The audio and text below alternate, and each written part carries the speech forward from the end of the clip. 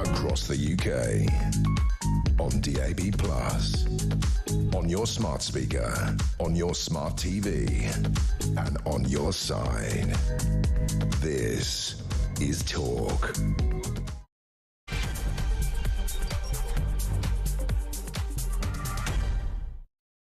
And good afternoon, welcome back. It is the home of common sense. It's still a sizzler out there today. It's going to cool down, don't worry.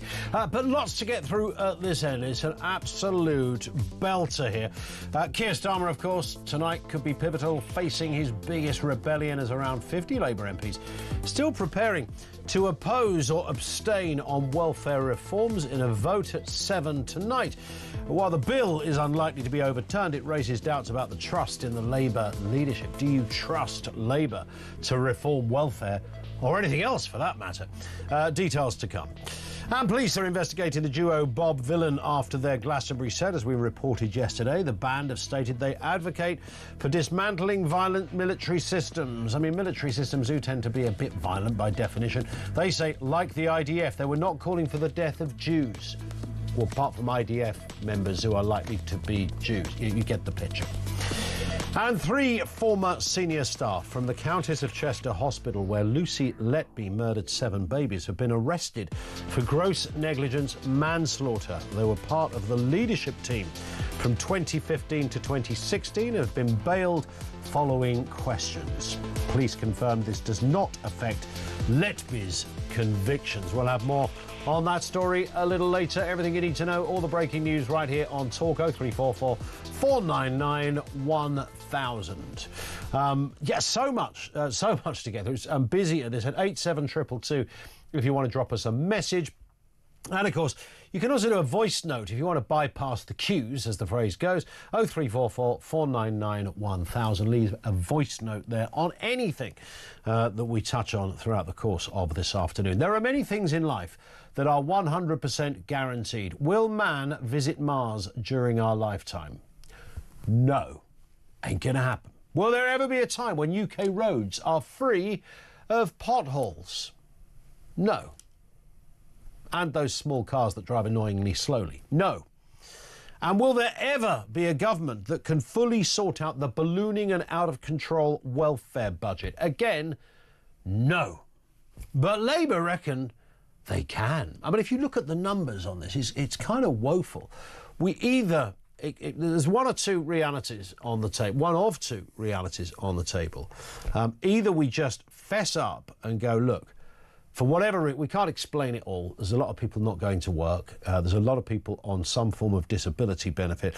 I know people have mischievous moments with stats and facts and all the rest of it, but to get a PIP payment is not the work of it. You can't just turn up at the doctor going, yeah, I'm a bit anxious, doc, you know, can I have one of those PIP things, please? He goes, yeah, it's 400 quid a month on top of what you get off you go. It doesn't really happen like that, but it's increasing at such a rapid rate of knots. I mean, the figures are harrowing. They're beyond disturbing, but they're real. And the cruncher here, this is not something that you can just look at and go, well, don't worry, we'll sort this out, and then in a year's time you'll see the numbers go down again. But the numbers aren't going to go down again. Even if you save, rob Peter to pay Paul, the numbers are not going down anytime soon. And as we move through the next decade in this glorious, verdant, pleasant land, we will see a bigger increase. So we either we take it on the chin and go, look, this welfare thing, I mean, there's many other government departments, the obvious one being the NHS, that need more money. We know that Defence is going to get more money. But welfare, it's all but guaranteed to increase beyond anything you could imagine. Jaw-dropping, eye-watering numbers. So we do one of two things. We either pay it and go, yep, don't know why all these people are now, claiming benefits that would have been unimaginable a few years ago, but they are. They're not easy to get, so there must be a reason behind it, all blah, blah, blah. And we just take it on the chin and go, yeah, taxes are going to have to rise massively just to pay for this one element. The benefits within the DWP system. Now, the other way to look at it is go, no, do you know what, we're not going to pay people who are ill. I was talking to a fella who's from Jordan, And he was saying it is brutal, but it works. And they're not paying out the kinds of money that we pay out. And Jordan is, you know, a fairly that horrible word, progressive Middle Eastern country that does rather well in so many respects. I know there'll be people out there barking at the radio saying, no, not what I've read. But you take the point. You know, Jordan is not Iran. Jordan is not Syria. So, yes, but they don't have such a generous system. It does mean that people die on the streets. It does mean that people don't get the help they want. It means they die prematurely. They are isolated and have no assistance when they desperately need it. So you could go that route. Is there anything in the middle of that? Is there, quite seriously, is there anything in the middle? As we sit here now, we understand that dozens of Labour MPs could still be rebelling on this vote. It won't make a blind bit of difference. It will give Keir Starmer a kick in the shins. It won't be a good look. His authority will be a bit damaged, not the kind of thing you expect under a year of being in power, but that's likely to be the... So he'll win the day, but he still wins the day with an... It's not as if this vote is about like some dramatic reduction in welfare spending. It isn't. It's just a slight reduction on how much it's going up. So think of that for a second. Instead, the original idea was going to go up by £18 billion a year. Then they said, well, if we do this, it'll go up by 13 billion a year. So that saves 5 billion. But then looking at these numbers, it looks as if around about 1.5 to 2.5 billion will be saved. So we're still looking at a 15 billion or so increase. Whatever way you slice it, it's an increase. Do you trust Labour to reform welfare? 0344 499 1000. And on that wider question, what the hell do we do about this? What do you do? Seriously, quite seriously, imagine this is your company and you're running it and you've got to work out how to solve it. You either pay more or you pay much less, but the result of that will be loads of people without care and people who've got kids, and then you go, right, OK, you can't affect the kids, and somebody's really ill, whether it is mental illness, physical, whatever it happens to be. No one can sort this out no more than they can get us to land on Mars by the end of the year. And there is the reality of the problem. No one's saying it out loud because politicians have to claim they've got a big idea, and they haven't really. Labour's idea is for the welfare, the massive multi-billion pound increase in welfare spending to not be quite as big as it would have been, but it's still massive. That's literally where we're at. 0344 499 1000. Lines are open on that. And the wider issue, of course, of Starmer and welfare and all that goes with it. Let's get a word on this and the other big stories of the day. Steve N. Allen, the comedian and broadcaster, is back with us. Afternoon to you, Steve. Good afternoon. Try not to use my real name because I am also claiming benefits while I'm doing this. Well, there is that. Yeah, I should have been a little more careful about that, shouldn't I, Graham? Yeah. Steve. Sorry. So let's start with this then. Starmer facing the biggest rebellion yet. Labour MPs set to oppose or abstain on disability cuts, despite those concessions, reducing savings from 5 billion down to 2.5 billion. Let's have a listen then to the person who heads up that department. This is Liz Kendall. She's the Work and Pensions Secretary. Here she is speaking yesterday in the House of Commons on reforms.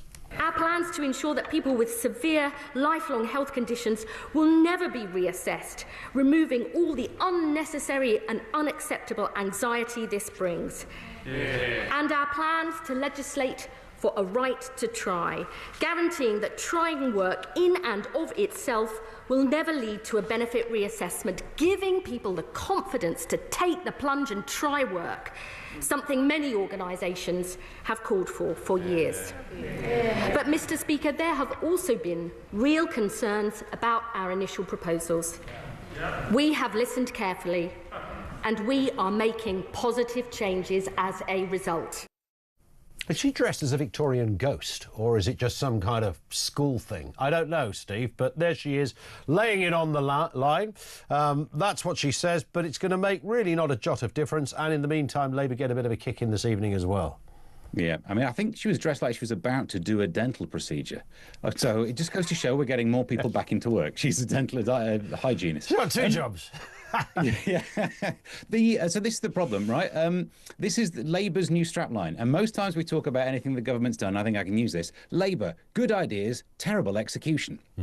They could have business cards made up. Because you know what? As you say, it's unaffordable. So you can't simply just say, well, we'll pay more in tax. I know that was one of your options earlier. But we can't. Ultimately, we'll run out of money and we won't be able to borrow enough to keep up with this. It is growing faster than we can keep up with. So something needs to be done. And loads of people agree that something needs to be done. Even some of the people to the left of centre will agree with this. So all you need to do is do it in a way where you don't scare the chickens, or don't pick some way of trying to reform welfare that will upset people. And they go for PIP, which is such an odd one because it's not one that gets people back into work. Like, you could easily make the argument about young people off work due to mental health conditions, because we could talk about whether that's, I don't want to be harsh, but whether it's likely to be the kind of thing that stops you working compared to what we dealt with when we went into work when we were younger. You can make an argument, you can find a solution, bish, bash, bosh, jobs are good, and then move on to the next one. PIP. The idea that maybe you can't wash yourself, let's take some money away from you. And even if we do take that money away from people, they ain't going to get them back into work, is it? Other than absolute carrot and stick way of doing it. There's no help there. There's simply just lack of incentive to not do. So Rachel Reeves, when she was in the world of politics back in the Ed Miliband days, was all about not having this trap that stops you from even exploring the world of work. That was a great idea. It's had decades to try and put together some sort of plan of action and comes up with this. It's terrible. Yeah, and what also compounds the terribleness of it is that the concession that the Labour MPs seemed to reach was that, OK, if you're claiming PIP now, you're good to go. We can keep it all in place. However, if in about half an hour's time you fill out the same application form, sorry, get out of here. We don't care about your inability to wash your own toes or whatever else. But my neighbour, they get help with their toes. I'm getting no toe help, and no, you're not. Why? Because you signed an application form too late. So you're going to have two-tier Kia strikes again, it seems. Yeah, toe tier. In your system would be toe tier, wouldn't it? There's your headline. Put that in the newspapers. It's sorted. Writes itself. Yeah. It's yet another great example of bad execution on this. Why have a system that is unfair in so many different directions? It's all about getting people back into work because we need to be more productive. And this is just a system that traps people into where they work and then to not be able to work, and then hurts them for doing it. And of course, this is one where, look, I often rant about this as well. Back in the Corbyn days, he had that catchphrase, which I've laughed about ever since. We lost the argument, but we won. So we lost the election, but we won the argument, which would have been great if you were at an Oxford Union debate. But that's right. Yeah, election. Yeah. So absolute mumbo jumbo, wasn't it? Yeah. But Keir Starmer seems to be doing the other one. Like, we won the election, so we don't even need to try to win the argument. Yeah, you do. You've got to bring people with you, and by people, I mean the voters, people who may be recipients of benefits, and your backbenchers. And it just crystallises the lack of sort of any fundamental ideology that the government have, because you want to, even if you disagree with a party, you want to be able to look at them and, like the Green Party is a great example. No relationship with the Green Party, but I know what they're about and I know what they stand for, and I can see it, and it's a democracy, so it's great. So they've got it all going on. We know what the Green Party are. I don't know what this government is. I don't know what's in their inner core, what's part of their DNA anymore. Yeah, and that could be fine, couldn't it, if they had the skills to play the room, if they were excellent salespeople, but they're just the opposite of it. And every U-turn they've done, it's not even good U-turns. U-turns can be good. Yeah. If you go in the wrong direction, try a U-turn. Sure. There's a metaphor for it somewhere, probably to do with driving. But why do a U-turn when you wait so long that all the political reputational damage has been received, and then you U-turn in a way that gives you no credit for it? Because it's a lack of reading the room. Although, is it Andy Burnham today? He said it was half a U-turn, is how he described it. Yes. There's a word for that. It's turning right. That's what's happened there. That's a very good point. And this story as well. Police are investigating Bob Villan and kneecap. And what's strange, imagine somebody listening to that sentence not so many years ago. The police are investigating Bob Villan and kneecap as possible criminal offences at Glastonbury, of course. It's most Tim Davie, the BBC boss, of course, was at the festival when the anti-Jewish chants were broadcast. Now, it's interesting, this, because, social media is the gift that keeps on giving. I'm seeing, oddly, quite serious people posting that Tim Davie literally vetoed pulling the plug on... Right, spoiler alert, He didn't. Tim Davie would have been in a cider tent, or probably the Conservatives for Glastonbury tent somewhere, enjoying his time in a big field. I would have had no, probably not even any awareness. I doubt whether he even watched the artist perform. And nobody would have nobody would have said ring Tim Davie and ask if we should pull this. It doesn't work like that, as you know, Steve. However, he was there and he is the boss, so he does carry the can ultimately when stuff goes badly wrong. But, you know, it goes on. I mean, to say it hasn't bruised the BBC would be an understatement. It's caused them a lot of damage, this, probably more so than many of the other similar anti-Semitic stories. Yeah, I mean, when we heard the news that Tim Davie was at Glastonbury, I thought, of course he was, because that's where all the tickets go in the BBC. The bosses who aren't doing anything useful will definitely be there. Yeah, Brits, it'll be absolutely full of radio station bosses, not as many DJs as you think. Yeah. I just say that because I didn't get to go when I used to do breakfast on GWR. The boss went, though. But with this, there's two ways, and we'll find out when there's an investigation. Either there was a rule in place, a procedure, that if anything like this happens, a procedure should be followed. If someone failed to follow that procedure, they'll be out the door. I got a bad feeling there might be no official procedure on this, in which case it is a Tim Davie thing. Because look, you don't have to be Mystic Meg to work out this should have been something you had your eyes across. This story of kneecap at Glastonbury was hanging around for ages. We knew artists saying things politically might be a bit dodgy. There you go. We could definitely claim that. So when you're going into doing your live broadcasts, were you having a discussion about whether delays should be used? Had you worked out what's the kind of thing that should make you drop the feed? It looks like no. And they left. They didn't put it back up on iPlayer, but left the live feed, which you could scroll back on, which everyone now is saying a terrible thing. News outlets loved it for a while because they nicked the clip. I'm sure that's how they got their hands on it, but now they're saying it's absolutely terrible. It is terrible. I don't know what my IQ is. It's probably hopefully a bit north of 100. That's all I aim for in life. But if you ask me the question, do you think broadcasting death to anyone is a good thing? I'd say no. You probably would cut that. Yeah, I think someone that's who genuinely wanted. Yeah, don't call for death on national broadcasters. National broadcasters that have I know iPlayer isn't available to every country in the world, but you know, social media ensures that this stuff is out there, and the BBC is a global brand as well. Glastonbury is as big a festival as anywhere on the planet of its genre and of its kind. The headline acts are always the biggest in the world. I mean, this is not taking place at Shaddixhurst Village Hall. This is a big deal. And, you know, you might think the BBC would have been a bit more mindful of that. And, yes, they did have notice. And that's the bit that I can't work out. They knew about... all the eyes were on Kneecap, and the villain boys were thinking, nobody's checking out our stuff. This is amazing. We got a free rein here. And they're of a very similar ilk, and they've got a CV to prove it. If only there was some subtle clue hidden in the way they named the band that could have tipped off the organisation that they might not be good eggs. I don't know. I don't know if it's a shame. Yeah. Do you know what bothers me as well? I know this is not the biggest issue, but the death, the IDF doesn't rhyme. It only rhymes if you mispronounce the word death. If you can't make a TH sound properly, then it rhymes.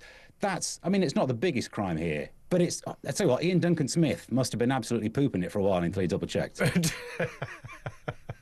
There must have been a moment. Listen, great stuff. Steve, stay with us. Lots more from Steve and Alan coming up. We're asking that question, do you trust Labour to reform welfare? These moves do not substantially reform welfare, but they're going to have to at some point come back to it. And if they don't, let's say there's a Reform UK government come 2029. Can anybody do this? But at the moment, it's Labour that are in the seat. Do you trust them to do it? 0344 499 1000.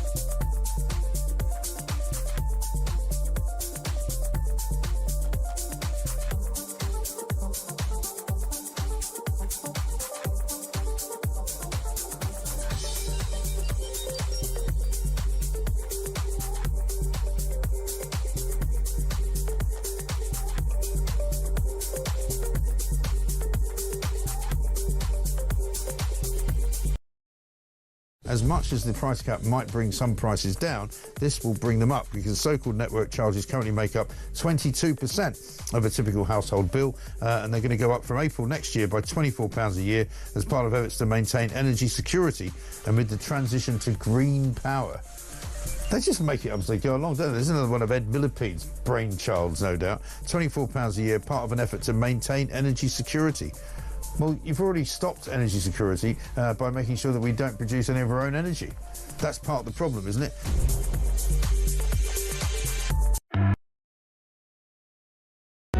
Across the UK, on DAB+, on your smart speaker, on your smart TV, and on your side. This is Talk. This remark says, this does not sound like the Jordan I lived and worked in. Never saw a homeless person when I was there. The Jordanians were extremely welcoming and kind. They even allowed a Syrian aid worker on across the border from Syria for treatment after he was rendered paraplegic in a missile strike. Yeah, I mean, the guy I was talking to, who is from Jordan, it is his country of origin, was kind of suggesting it's a country of many tiers, and there's a nice veneer of all of that. And he also said it's a great country, by the way.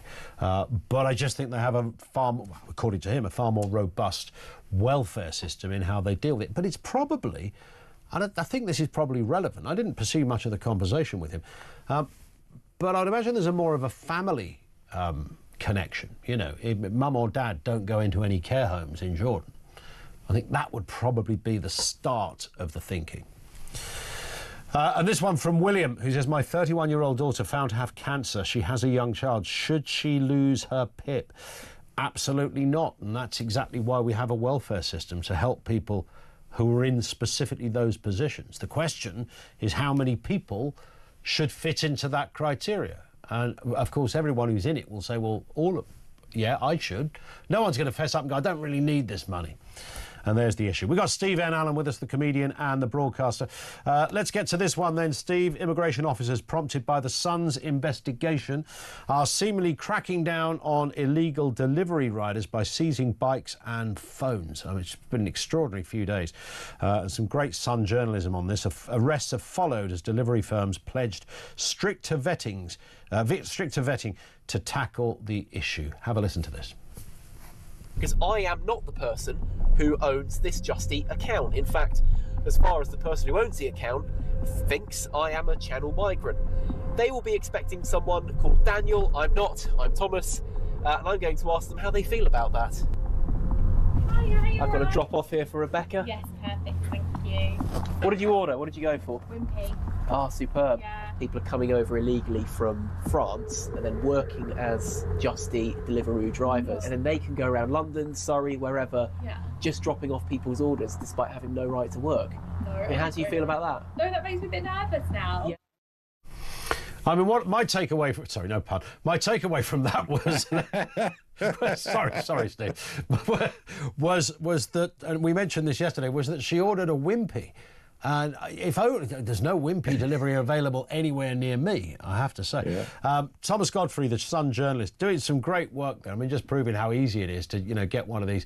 As far as the companies, it gets a Just Eat's account and away he goes. And it's not even his account. Could have been anyone. Delivering from Wimpy and then picking up a Blockbuster on the way around as well. I imagine that's the way to do it. I mean, look, great journalism. Shouldn't take this journalism for people to look at it, but I guess it does. You need public outrage because there are too many problems for every government to solve. Should have been on this before, though, because it was flipping obvious, wasn't it? Yeah. I love the bit, though, where he's chatting to them and saying, how do you feel about this?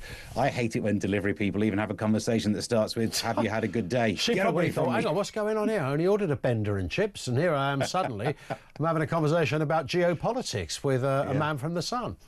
But it is. I mean, I don't often order food like this. But whenever I do, I never check to see if the account of the person I expect to turn up does actually fit the thing. I was talking to someone the other day and they were saying sometimes they check and it'll be like a woman on the account and a bloke turns up.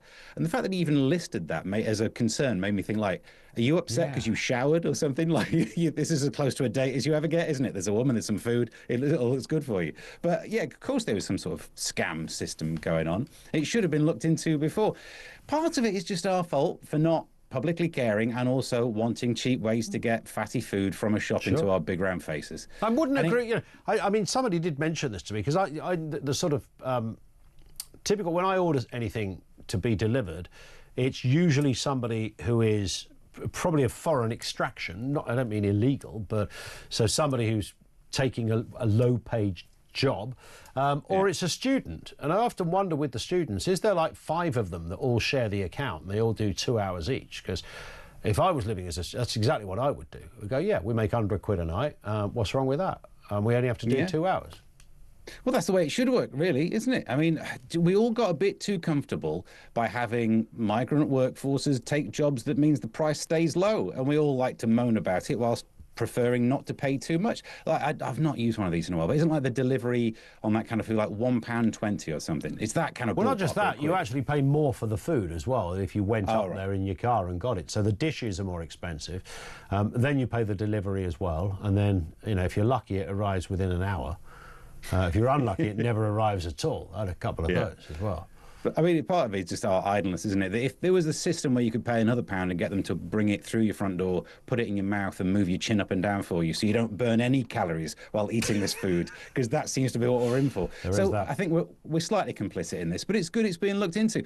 The whole system can't work by having an illegal workforce being so integral to how we are, spending our money. Because if you don't have it, I'm going to sound like such a preachy person now, but if you don't spend your money through proper means in the actual economy rather than the grey and the black economy, then you miss out on all the other stuff that makes it work. The tax, all that stuff that 100%. Means we're contributing to a good country. Yeah, 100%.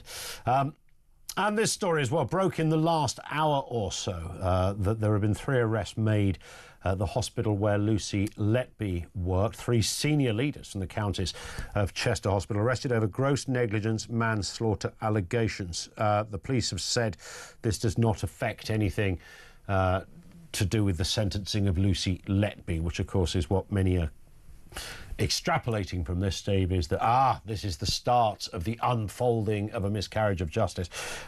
I sense the hospital had already had fingers pointed at it anyway in terms of negligence, and this maybe is the upshot of that.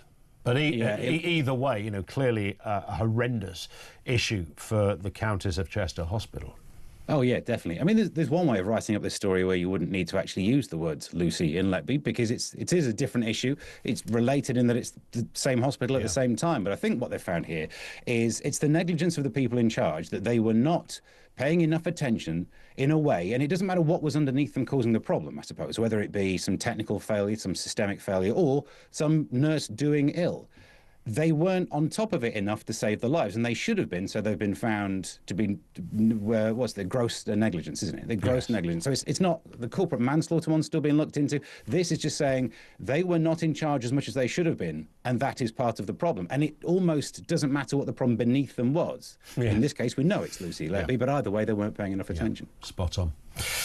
Let's move to a lighter story, although for some terrifying. Will lynx be freely roaming Britain in 2 years' time? The natural England chief. Who is the natural England chief? Finn, do you know the answer to that? The natural England chief. Are they the nudie ones? I don't know. You never can tell. Is that what he's called? Naturist, the natural naturalists? England chief. Is that literally his title? Anyway, he says they should be, and that's all we know. But it's a company. Tony Juniper is the man. He supports reintroducing lynx to Britain within 2 years. Bring it on. Really? Is this not like a budget version of Jurassic Park? We used to have these animals, therefore we should have them back again. That's the sentiment here, isn't it? Why do you want this? Because it just seems like... Bring me wolves, lynx. Exactly. Don't pick an animal that's higher than me on the food chain. I like being the apex predator. I mean, obviously, I don't use that skill often. I get some migrant to bring me food to my face, but obviously. I am the apex predator. Yeah. Don't usurp me. I don't want to be usurped by a lynx. I imagine they've got a pretty tasty bite on them. No. I think it will take your face off if you upset it. I mean, I think it's as serious as that. However, we live in we've got some wildlife out there. We have big deer and stags and stuff like that. We've got foxes and badgers and the odd ferret and wild cats, etc. But we haven't got like lynx. Haven't got a real. That's the thing. A proper alpha male of the cat world. This is one of my favourite things about the UK. I could beat almost all of the animals in some form of combat. Do you know, the adder is the only one that probably beats me, but they stay away. They're introverted like me. Yeah. So you've got a couple of adder down on the south coast. Other than that, you can take them on. What's that? A fox is coming towards me. Is it though? Right. But if you start introducing lynx and wolves, then all of a sudden they're ganging up on me, and I'm losing out on this. I think like the fact. Your wolf, you've got no chance. All right, I'll agree with that. I think a lynx, you could smack it in the chops and it would run. You say that, but they hunt in packs. Its vision is based on movement. Clever girl. Yeah. Could you take on an XL bully, Steve? No, thankfully they're not in the wild. They've been genetically. And that would be box office at YouTube if we could get that one going, wouldn't it? I have, though, spent a lot of time looking up on the internet what you should do in the event of a dog attack. I'm not going to say now because it's gross and it's really cruel to animals. But I've if a heard dog is attacking things, you, yeah. There's a couple of places you put your finger and a thing you do with the front. See, the leg. thing with That's the finger, that's just got to be nonsense, is it? At what point would you have time to go sort of digit bound, shall we say, with the business end of a dog or the other end of the business end of the dog? I don't know. I mean, I hear people say this. Like, oh yeah, all you got to do, right, is do that with your finger in its bum, and you think, I don't imagine you'd ever have the opportunity during a wild attack from an XL bully to say, show us your bum, Rover. I don't think that's going to work, is it? Who was the first one to find that out? And do you have to press down in there like a reset button? Do you have to hold it for 5 seconds? Is that how it works? Indeed. There it is. Steve, thank you for that. Steve Van Allen, comedian and broadcaster with us. 0344 499 1000. We'll carry on with the question as well. Do you trust Labour to reform welfare? Lines are open. This is Talk.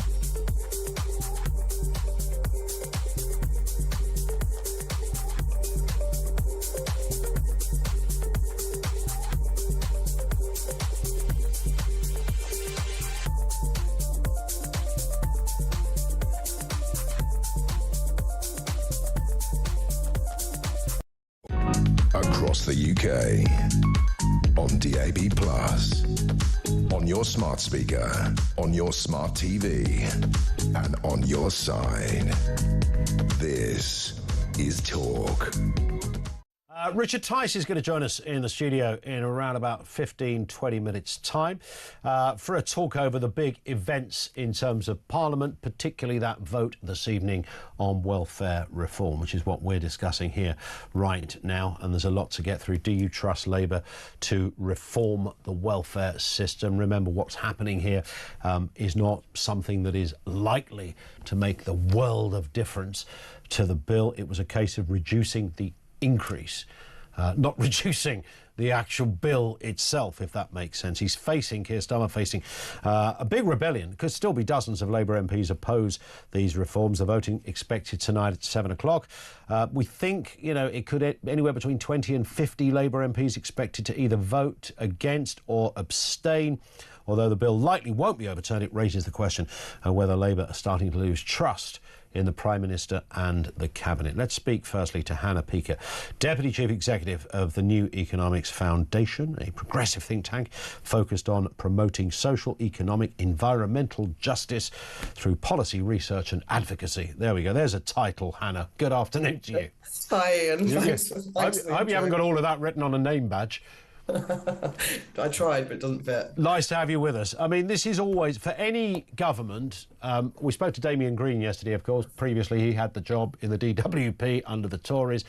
It's kind of the impossible gig, isn't it? Welfare, you mean? Broadly. Yeah, I'm trying to make it fair, because depends on who you ask, depends on their definition of fair, and trying to, even if you want to make it fair, but to make it fair but reduce the costs, that's the bit that really stumps most governments, because it's almost impossible. Well, I think the interesting thing about welfare is, the public really believes in the principles of it, that it should be, support should be available to people when they need it, and that we all might need that safety net at some point in our lives.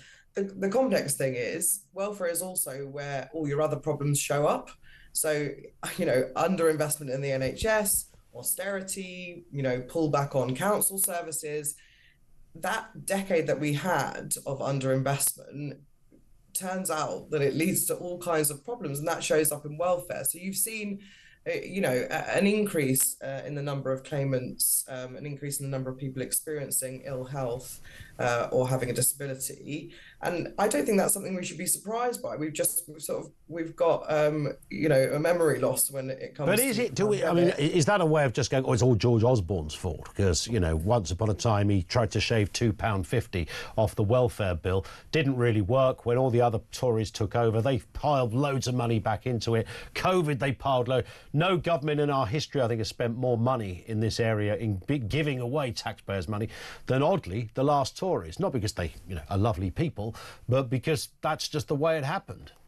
Well, one of the interesting things is that, the growth in claimants has an awful lot to do with the fact that we changed the retirement age. That's what I mean. You adjust something somewhere else, it will show up in your welfare bill. You then have people who are eligible for welfare and not in receipt of their pension for a number of years. So, but I do think it's fair to say that there were consequences to austerity. It didn't lead to the objectives that it stated. It didn't bring down the debt. And it did lead to rising inequality and poverty. And also a lot of those services that get withdrawn in that moment, and we're seeing that now with the spending review as well, are preventative services. So if you're not preventing these things, then the consequences start to manifest and they lock in. And I think what the government was trying to do, which is the right ambition, is to say we want more people to have the opportunity to work. I think most people would agree with that too. And we want people to not be poorly and not be unwell. And those are important ambitions. How you do it is what matters. And I think the problem with how this has been done is you had this kind of, they set the target, the savings target first, and then worked backwards from there. That's not typically how you design good policy. And I think what you're seeing in the rebellion is not just a pushback against the cuts that are being proposed, but a pushback against the idea that we should be designing policy to meet fiscal rules rather than designing policy to meet people's needs.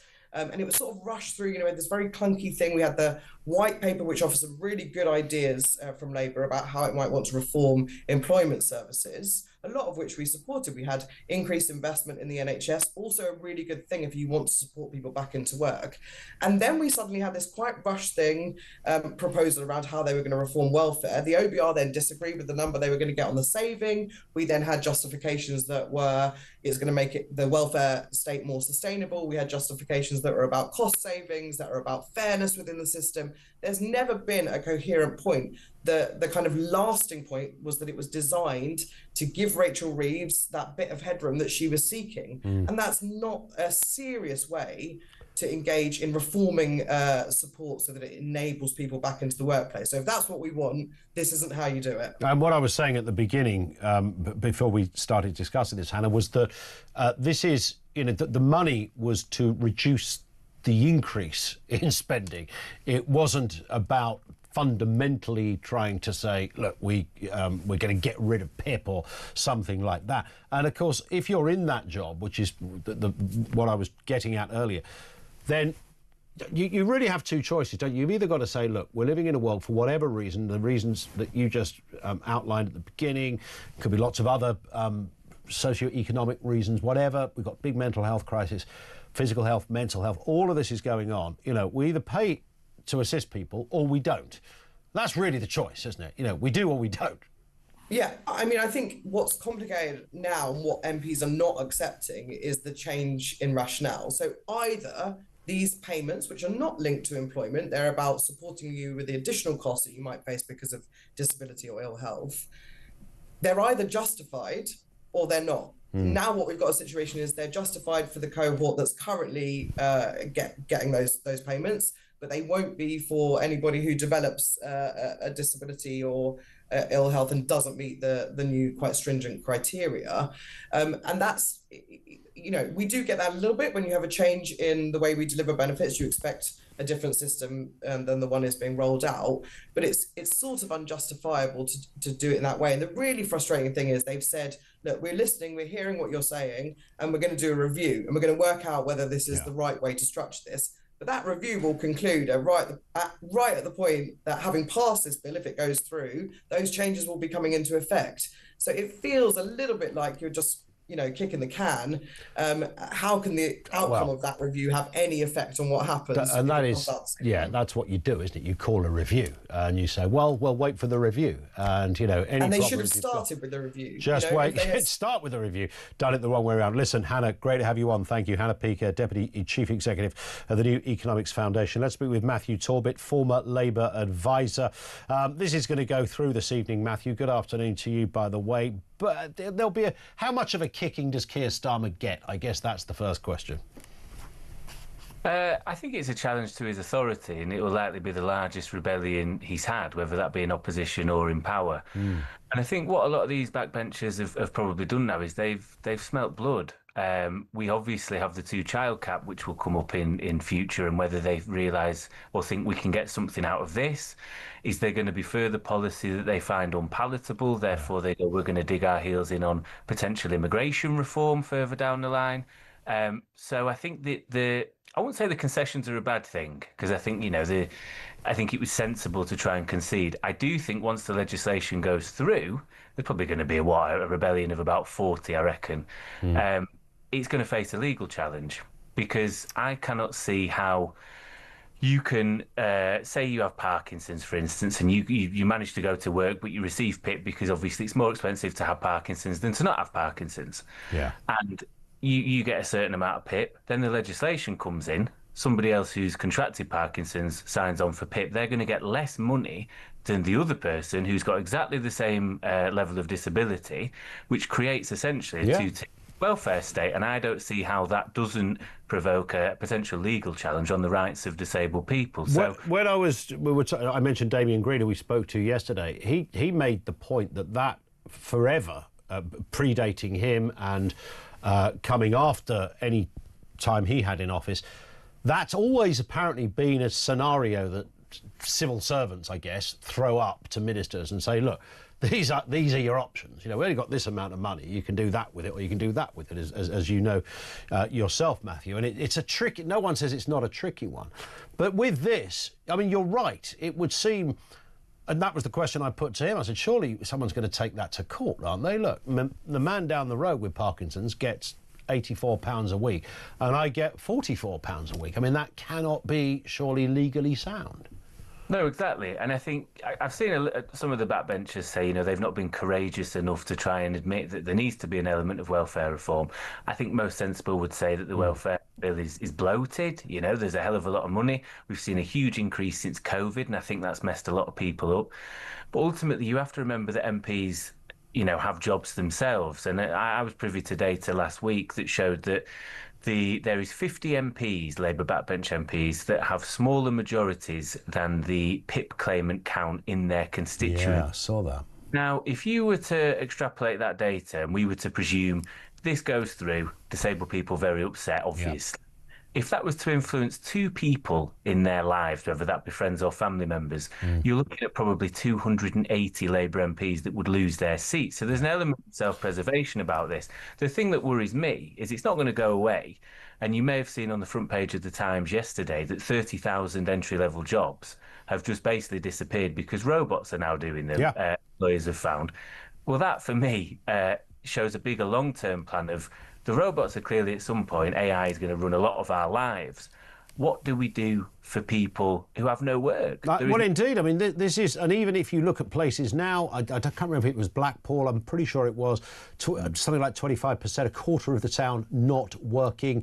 Other areas, 1 in 10 people on some sort of disability benefit. Now, we can either go full on kind of telegraph here and go, you know, that it cannot be that all of those people, a quarter of people are not working in a place where we got God knows how many vacancies. They're all over the place, vacancies. I know that not everyone's circumstances fits every vacancy.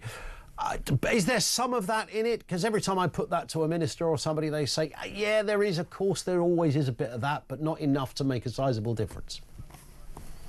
Well, a sizable difference would be interesting because the estimates of the amount we lose in benefit fraud is £5 billion, which is what the government was aiming to save on this. I think they would have pleased more politicians and Joe Public by saying, right, we're going to invest in a load of DWP investigative staff and we're going to send them out and we're going to get all this money back. And you could even tie it in as a political ploy of the Tories and PPE and that's gone away.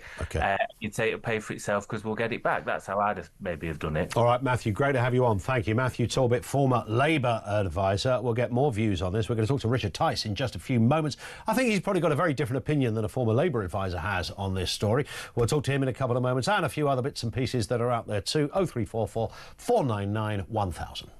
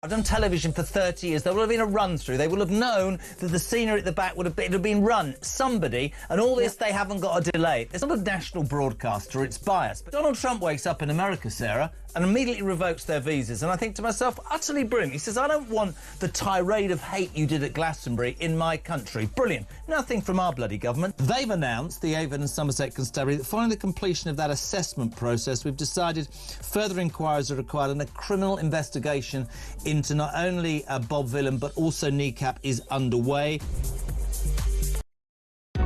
Across the UK, on DAB+, on your smart speaker, on your smart TV, and on your side. This is Talk. Now, it's normally this part of the show where I take my foot off the gas a bit, have a cup of tea and a custard cream, and then here I was, about to do that, and Richard Tice walks in the studio. Very good afternoon. What a glorious day. Amazing. It's wonderfully hot outside. It's lovely and air-conditioned in here. Oh, this is the best place to be. So much to talk about here. We couldn't get Julia out the studio earlier, by the way, because it was the coolest place around. Not just because I was in it, but it was just nice. Well, there is that. She was having too much fun. Indeed.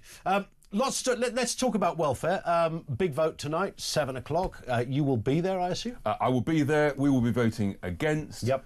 This is a classic case of Labour talking the talk about welfare reform and then actually doing nothing at all. And their own backbench MPs have essentially said, again, they've sort of said, yeah, it needs a bit of reform, but no, you can't touch anybody. In terms of saying, actually, you could work, you should work, saying to someone else, maybe you're taking the mickey. Maybe actually you're perfectly able to go to work, but you're making a lifestyle choice to sit on your backside. And this is where they've communicated it completely wrongly. Terribly. What they should have done is say, the Tories allowed welfare claimants to increase by, give or take, 1 million people in about 4 or 5 years, and many people are taking the mickey.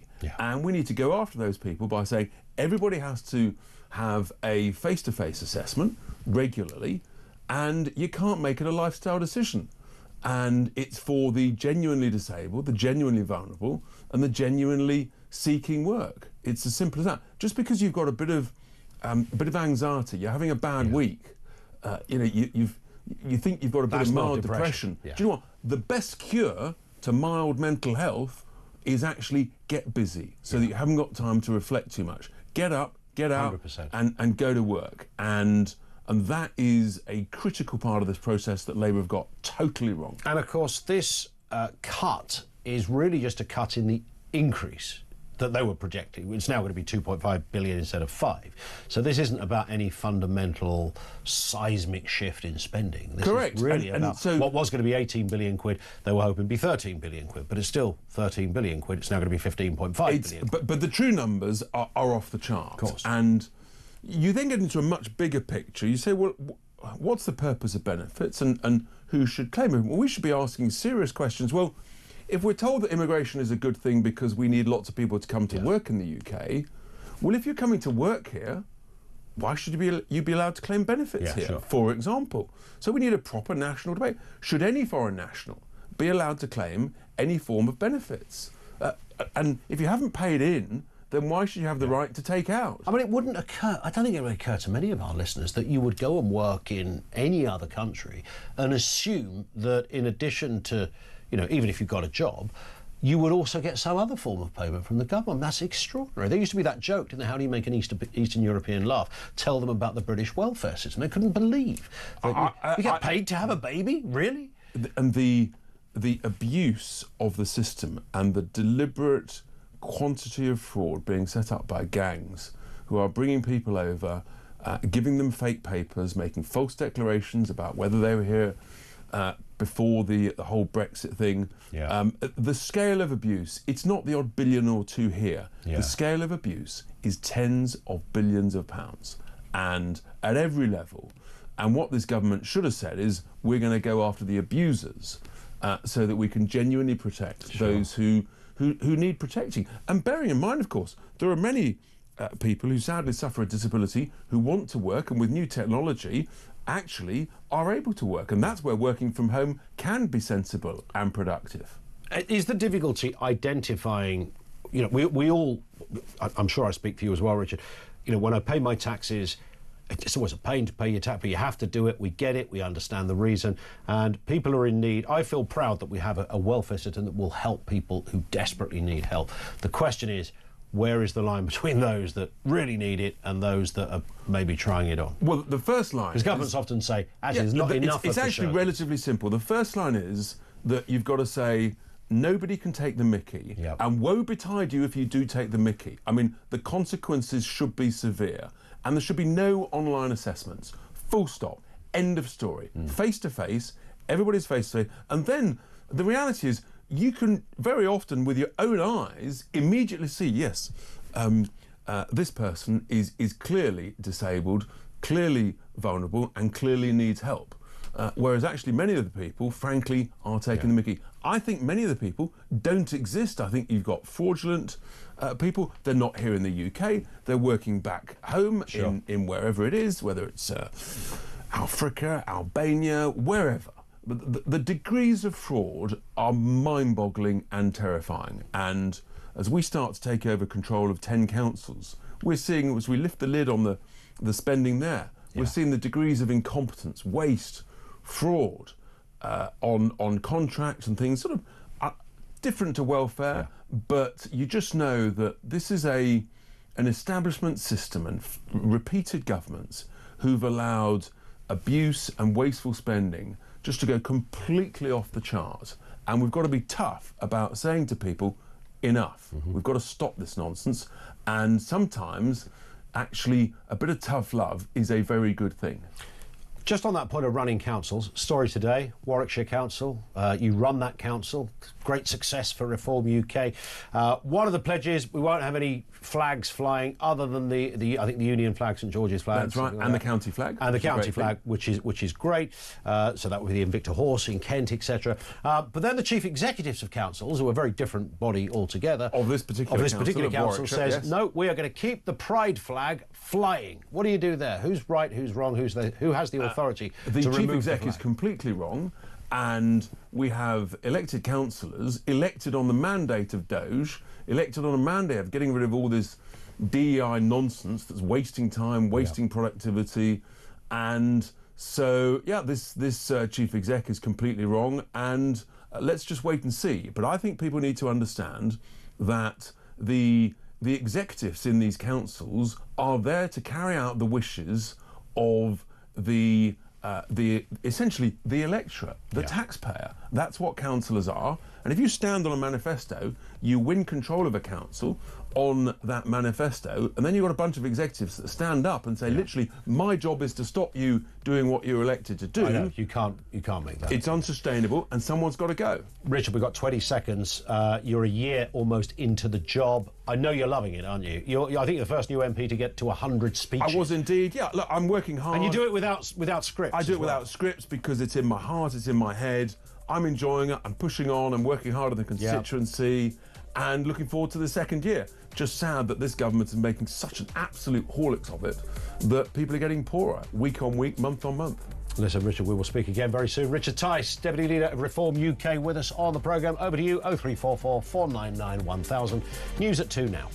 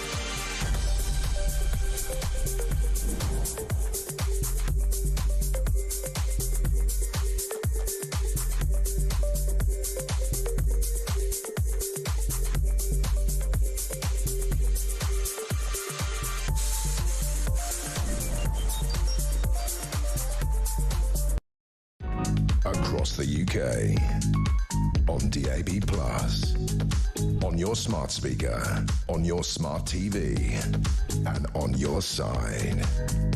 This is Talk.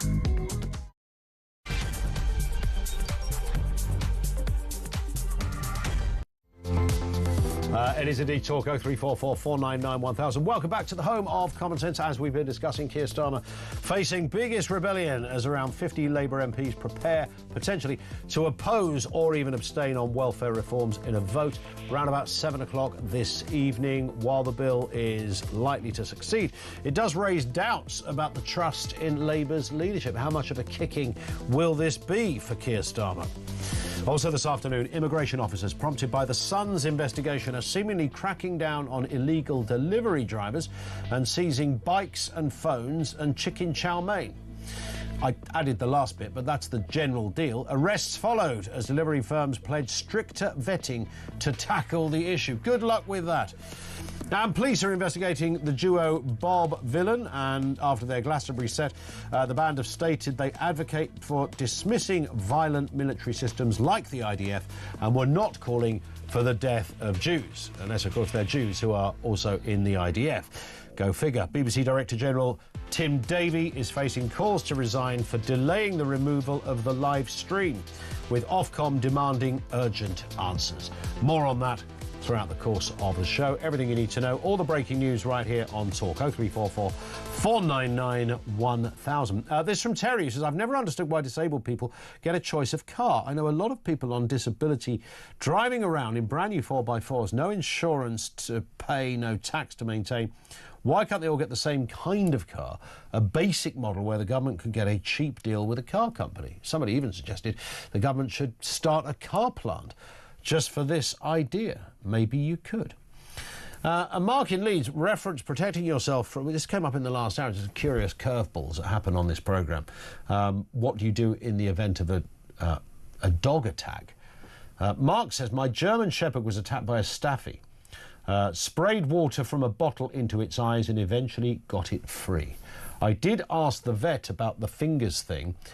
They said it was rubbish and they would just bite you. I won't bother to explain again the fingers defence, but it does sound like a point of law. Wouldn't work, would it? Why would it work? It would take your hand off if you tried to go there with your digit. Thank you very much indeed, Mark, for that. Theo Usherwood, have you ever fought off a dog, Theo? No, I've never fought off a dog. I have been bitten by a dog, but I've never fought. Because there's talk about the lynx coming back to the UK. Did you see this? The lynx? The lynx, not the aftershave. No, the sort of big cat. Finn loves a bit of lynx. the big cat. He's a lynx Africa man, yeah. But no, the actual lynx, meow meow, but with a bigger growl. Yeah. I wouldn't want to come across one of them. No, I've never had to fight off a dog. Where I live in East London, there are some terrifying dogs. Are there? Yeah. What, just wandering on their own? No. We were quite fond of one. There was one called it was Bella, and she was a cross. That's between the name of my dog. Bella, yeah. Bella was a cross between a bull mastiff and a Japanese Akita. Oh my God! And had to be walked in the middle of the road by her owner, because she couldn't get too close to other human beings because she'd just bite them. Why would you have that dog? I think it was actually, we were quite friendly with the owner. I think it's Bella served a purpose. Yeah. Is Bella no longer with us? Bella was fed, from what we understood, chow mein. Probably from a Just Eat Bella had a bad diet. Bella didn't have the bad diet, and she passed away a couple of months ago, apparently. Actually, the owner was distraught. When you lose a dog, yes, it's absolutely soul-destroying, isn't it? 100%. People lose their pets, and I've never seen this huge guy who owns Bella reduced to a baby the way he talked about his dog Bella, the bull mastiff crossed with a Japanese Akita. Yeah, but I mean, if you feed your dog like takeaway food, it's likely to. I don't know. I think also, in fairness, she was a bit old. I don't want him to be listening and think that I've somehow defamed him by saying that he fed Bella the wrong diet. But she was an old dog. She was really aggressive. Yeah. Yeah. You never stroked Bella. You don't. Nobody stroked Bella. Whereas Bella. my little Bella's a cockapoo, and she'll just jump on you and lick you and want fuss and throw a ball and stuff. Let's move to more serious matters. more serious because matters. these are only slightly more serious. Keir Starmer, of course, and the welfare U-turn falling a little bit flat. I mean, this isn't a vote he's going to lose, but he will be bruised. Yes, he's going to be undoubtedly a real dent for the Prime Minister and his authority, real dent for his cabinet. And the questions, I think, let's wait and see what the size of this rebellion is, but it's going to be larger than anything we've seen over the past year. And it's going to be very interesting to see what the fallout is in terms of the personnel changes. Interestingly, there's a story come out this morning from Cabinet, from the Times, that Morgan McSweeney, his Chief of Staff, has the Prime Minister's backing, that he doesn't want his team blamed, but inevitably I think there are going to be lots of there's going to be a circular firing squad over the next 24, 48 hours as we head into the weekend about what changes need to come about to get this government, overall, listening to people like Jonathan Reynolds defend the government's record, overall it has not lived up to expectations in the first year. Everybody can see that the situation with the economy is difficult, the situation in terms of getting this country back on its feet is difficult, but they've not made a good fist of it at all. And this is the sort of crowning failure on a very tumultuous year, first year in government for Keir Starmer and his cabinet. He's got to somehow turn it around. But tonight's going to be, we're looking at somewhere probably between, depending on how it goes this afternoon with the whips, somewhere between 30 and 50, maybe 30 and 60 Labour MPs rebelling against the government. Keir Starmer can't remove the whip from all of those, and he's just going to have to. He's going to have to suck it up. But it was never what you'd call seismic. It wasn't really seismic reform, was it? I mean, this was about, reducing the increase in welfare spending. So instead of it being 18 billion, they wanted it to be 13 billion. It wasn't.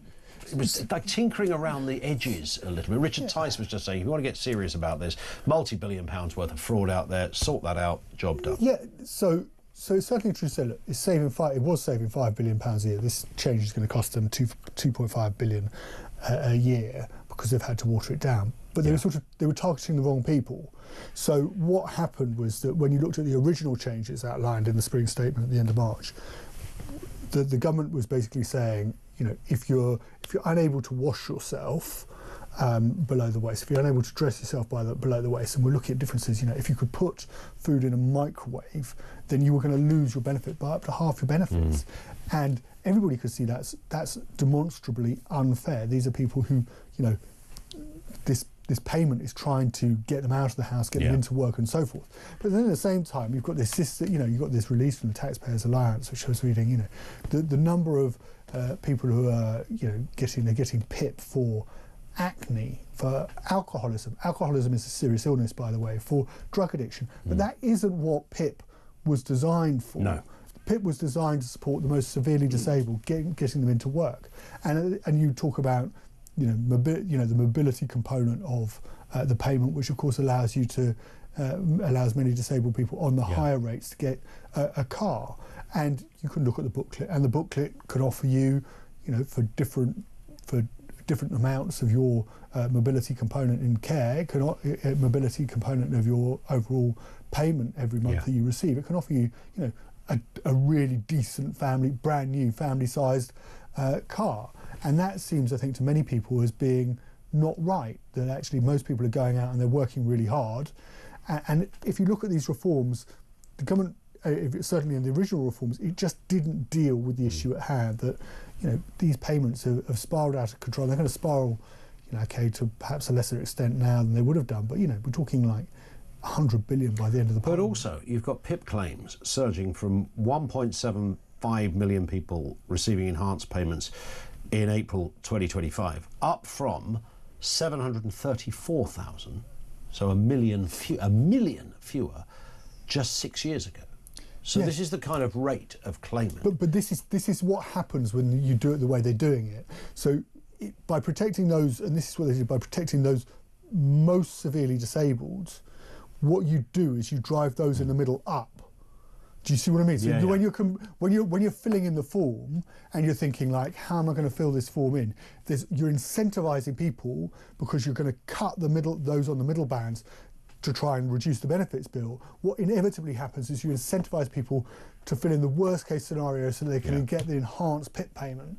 So it's perverse in that what the government is doing, rather than trying to actually alleviate the bill and bring the bill down by making it much harder to claim the pay, by making it much harder, by making it reducing the payments in the middle, what they inevitably do is they push people onto the high rates, so that's what they end up claiming, and then the bill goes up, rather than actually getting people out back into the workplace. Wales apparently recorded the highest PIP claimants per 1,000 residents. In one area, 211, while the east of England saw a 118% rise. And as you're right, so the Taxpayers Alliance have criticised this, as have others. But what is the answer? Because it's, I'm regularly told, lots of people getting in touch going, well, it's not easy to claim PIP. Richard Tice was just saying, a bit of anxiety is not full-blown depression. But if you went to the doctor, with respect to what Richard Tice was saying, with a bit of anxiety, you probably wouldn't get PIP. No. It would be, people always say you've got to jump through hoops and over hurdles to get this thing. Yeah, you do have to jump through multiple hoops and hurdles, but ultimately, and this is because the scale of the problem is so significant that actually in-person testing, it relates, I think it's like fewer than 1 in 10 cases. Yeah. And actually, if the form is filled in the right way, and undoubtedly I'm sure there's some people who don't tell the truth on their forms, but if you fill in the form the right way, then actually you can get the higher amounts quite easily. And there's no way, because it's simply because of the scale of the number of people claiming PIP, and that's 1,000. It's 1,000 people a day. That's a city the size of Leicester every single year.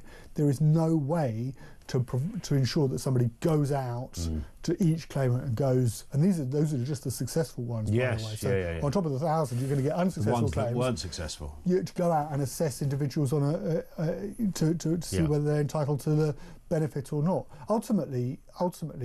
And it's that you ask the difficult question is how do you solve this? Ultimately, we've got to find a way of making work pay. That actually you go out to work, you do 40 hours a week, and you are materially better off than your next door neighbour who is at home claiming benefits. Yes. And until that happens, until people can see the benefits of getting up at 7 o'clock in the morning or 6 o'clock in the morning and going out to work. Smith, do you remember George Osborne's curtain twitcher speech some years ago? They've all been saying this for years, over at least 2 decades. And I'm sure if you went back to Thatcher's government, you'd find somebody in charge of that department back then who said something similar. They are debating this right now in the House of Commons. Kemi Badenoch, the leader of the Conservatives, is on her feet. This goes on pretty much through to the vote, I assume. Yeah, this will go on. So we're going to hear from Kemi Badenoch, then we're going to hear from numerous MPs, backbench MPs in the House of Commons, right through this afternoon, up until about 7 o'clock, 2 votes. The first will be on the amendment, so we'll get to see the scale of the rebellion at around 7:15. That's an amendment that's been basically to kill the legislation. And that's got around 39 Labour MPs signed up to it. That's down, of course, from the 126. And the legislation, that amendment will fall, the legislation will pass, and but the fallout is the important bit. Is Keir Starmer now is severely hampered. He doesn't hold the authority that he held exactly 12 months ago when he won that election and gave his Labour Party a majority of north of Commons majority of north of 160. Let's move to Ed Miliband. Ed is, as we know, he loves a solar panel, as Ed likes a windmill as well. We thought his ambitions had almost been, reached a crescendo by now. Oh no, think again, because he wants to go further. He wants to build enough solar panels to cover an area the size of the West Midlands in the next 5 years. This is absolutely enormous. I don't even know if the materials are available to do this. Solar panel coverage, expand it to 374 square miles by 2030. Again, that's equivalent to the size of the West Midlands. The initiative aims to treble the UK's solar capacity, requiring 0.4% of national land for solar farms and rooftop installations. He's absolutely tied to this one, isn't he? Yes, he is. I'm slightly sort of small C conservative. I love the English countryside, and I just think it's really sad when you go out and you see, places and you see beautiful parts of the country just onshore wind farms. You see fields that could be used for arable pasture or indeed livestock pasture covered with solar panels. I just think it's desperately sad. I get the need to, there's this sort of insatiable sort of headlong throw towards getting us to net zero. But I do think that we're in danger of really, just blighting the countryside, which I think is, you can. A friend once said to me, you can go from Cornwall, you can go from the southern tip of Cornwall and Land's End all the way up to, John O'Groats in the north of Scotland, and you will see everything that there is to see in the natural world. And I just think it's desperately sad if we just want to sort of cover that with these sort of black mirrors of solar panels. It will have a really knock-on impact, I think, in the way we view the countryside in this country. I mean, Ed seems to think, it's going to be free electricity for all of us. Well, it won't be, will it? Of course. Yeah, it's not. Solar you have to work on the other thing is that at the moment, for many families, it's unaffordable. Yeah. And it's all very well having the solar panels, but you've got to buy the batteries. I've been to a friend's house and he's got solar panels, right?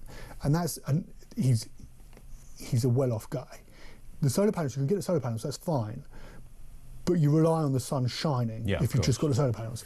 If, like him, because you can afford them, you go into the sort of shed and he opens it up and you've got banks of batteries. That's when it becomes beneficial, because what happens is when the sun is shining, the banks of batteries fill up, and then when the sun is not shining, he can power his house during and whatever he wants to do. I think he's even getting a swimming pool built, heat his swimming pool, because he's stored up all the energy. But that comes at a high price. Of course it does. And most people, you might be able to buy the solar panels, but the solar panels on their own are good for the day when the sun is shining. They might You do need a the bit. batteries to ensure that actually it's worth your while in terms of making sure that you can, and you can even make money because you can put money back into the electric. That's right. I mean, we do. We have people call us and go, "Yeah, I haven't paid. In fact, I get paid to have my." It does work in that respect, but it's not going to work for everyone. Not everybody can afford to have them, of course. So we'll see. Theo, thank you as ever. Theo Usherwood, political commentator, with us on the programme. Over to you. There's a wide range of stuff you've heard here this afternoon, including that question we threw out right at the beginning: do you trust Labour to reform welfare? 0344 499 1000.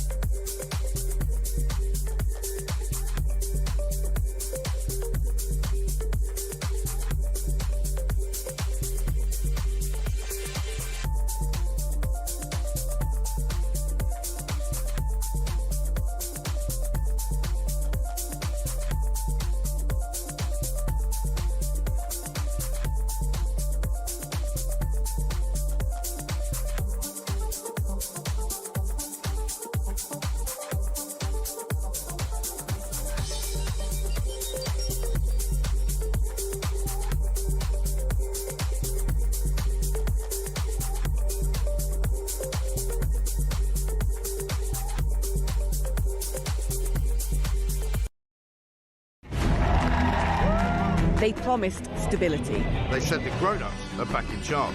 I was so happy you just couldn't believe it. Our work is urgent, and we begin it today.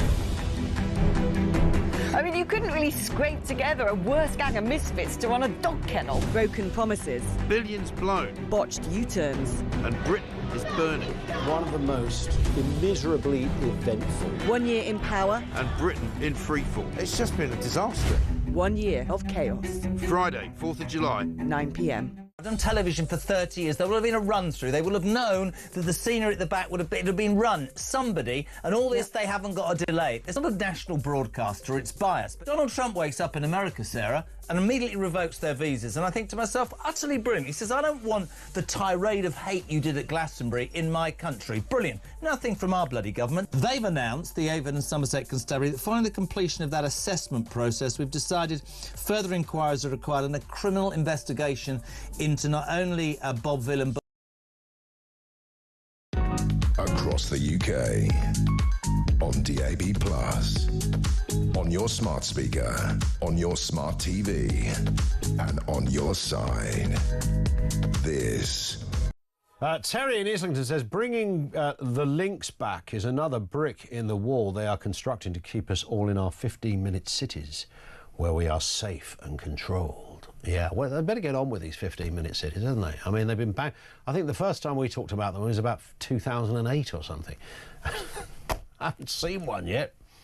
Where are they? If you think about how this country is constructed, how you could ever have a 15-minute city. In fact, when I think about it, in my neck of the woods, in Sevenoaks, 15 minutes would take you all the way through Sevenoaks and possibly get you to Tunbridge on a good day. So that's quite a big area, right? So somebody goes, you're going to be trapped in this 15-minute zone that's going to go between the M25 and Tunbridge, or Tunbridge Wells even. That's a big old... I think people have this idea that, you know, you're in a kind of like there's 3 roads and a fence around it.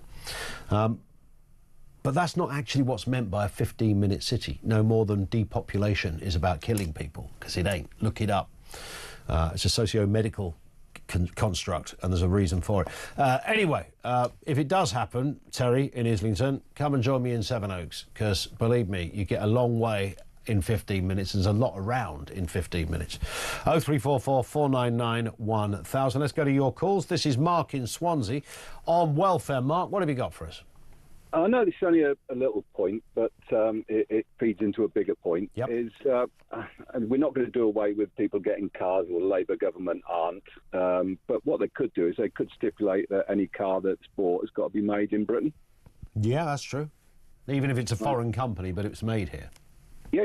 Okay. It's whatever. It's physically built, and that should be across the whole public sector. Because even if the equivalent car is 10% cheaper, by the time everybody's paid their taxes, they're all working, and the VAT on all the bits and all the subsequent underneath that goes on, it's still good for UK PLC. That's true enough.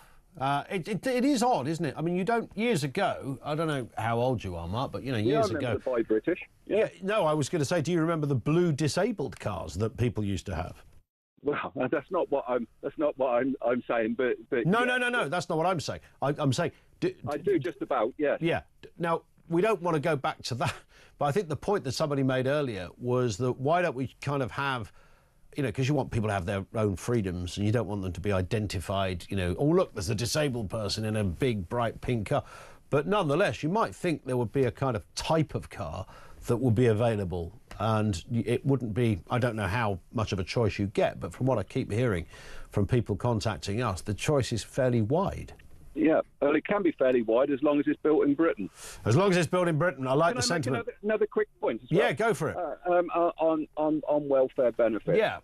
I bet if you employed 100 people and they took 15 minutes per person to look at their social media, going back, anybody that's been on PIP for, say, is on PIP, and they looked at their social media and see what they were up to, because generally these type of people can't help themselves but to plaster everything all over social media, and see what they're really up to compared to what they say and how they're afflicted. Yeah. Good point. 10 minutes probably per claimant, and I bet you could weed out... well, that's the question, is it? Yeah, how many people would you weed out in that process? I'm intrigued. Listen, Mark, thank you very much indeed. That will never be a question that I think any politician is ever going to honestly answer. And the only thing I can think, because Richard Tice, you know, they may form a government, Richard Tice's party, in 2029. He just said that meetings need to be face-to-face. That's probably impractical these days with the numbers, but it's an aspiration. Meetings need to be face-to-face, and there are way too many people that don't need to be claiming. Now, that doesn't mean to say that people who claim PIP or all people who claim PIP are swinging the lead, because you'd have to be a really good actor to get to that level of benefit. I know there's going to be exceptions to that, but broadly speaking, if you're a decent Brit and a decent taxpayer. You want to help people who've got a disability, mental or physical. It's a case of how many are there of the group that aren't all of that. And that's just in the disability area. You've got other forms of benefits, of course. And you think, 25% of Blackpool, or whatever the figure was, forgive me, Blackpool, if this has now changed, but there was a point about a year ago when I think it was 25% of Blackpool, were a quarter of adults in Blackpool were not working. A quarter. Now, why would that be? That wasn't all about disability. Might have become disability now, I don't know. 1 in 10 people claiming disability. You've got 1,000 claimants for PIP a day. The increase is 1 million over 5 and a bit years. I mean, these numbers are so flipping enormous. Are they real? Are they all real? And we're going, blimey, really, we are knackered as a nation.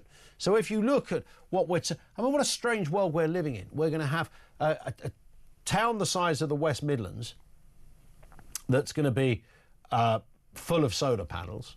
We're going to have the equivalent of Leicester claiming every year on PIP. We're going to have a city the size of Sheffield full of people who are not even meant to be here. And we're meant to be growing an economy with all of this? Phil's in Preston. Phil, what have you got for us? Hi. About tax on the benefits.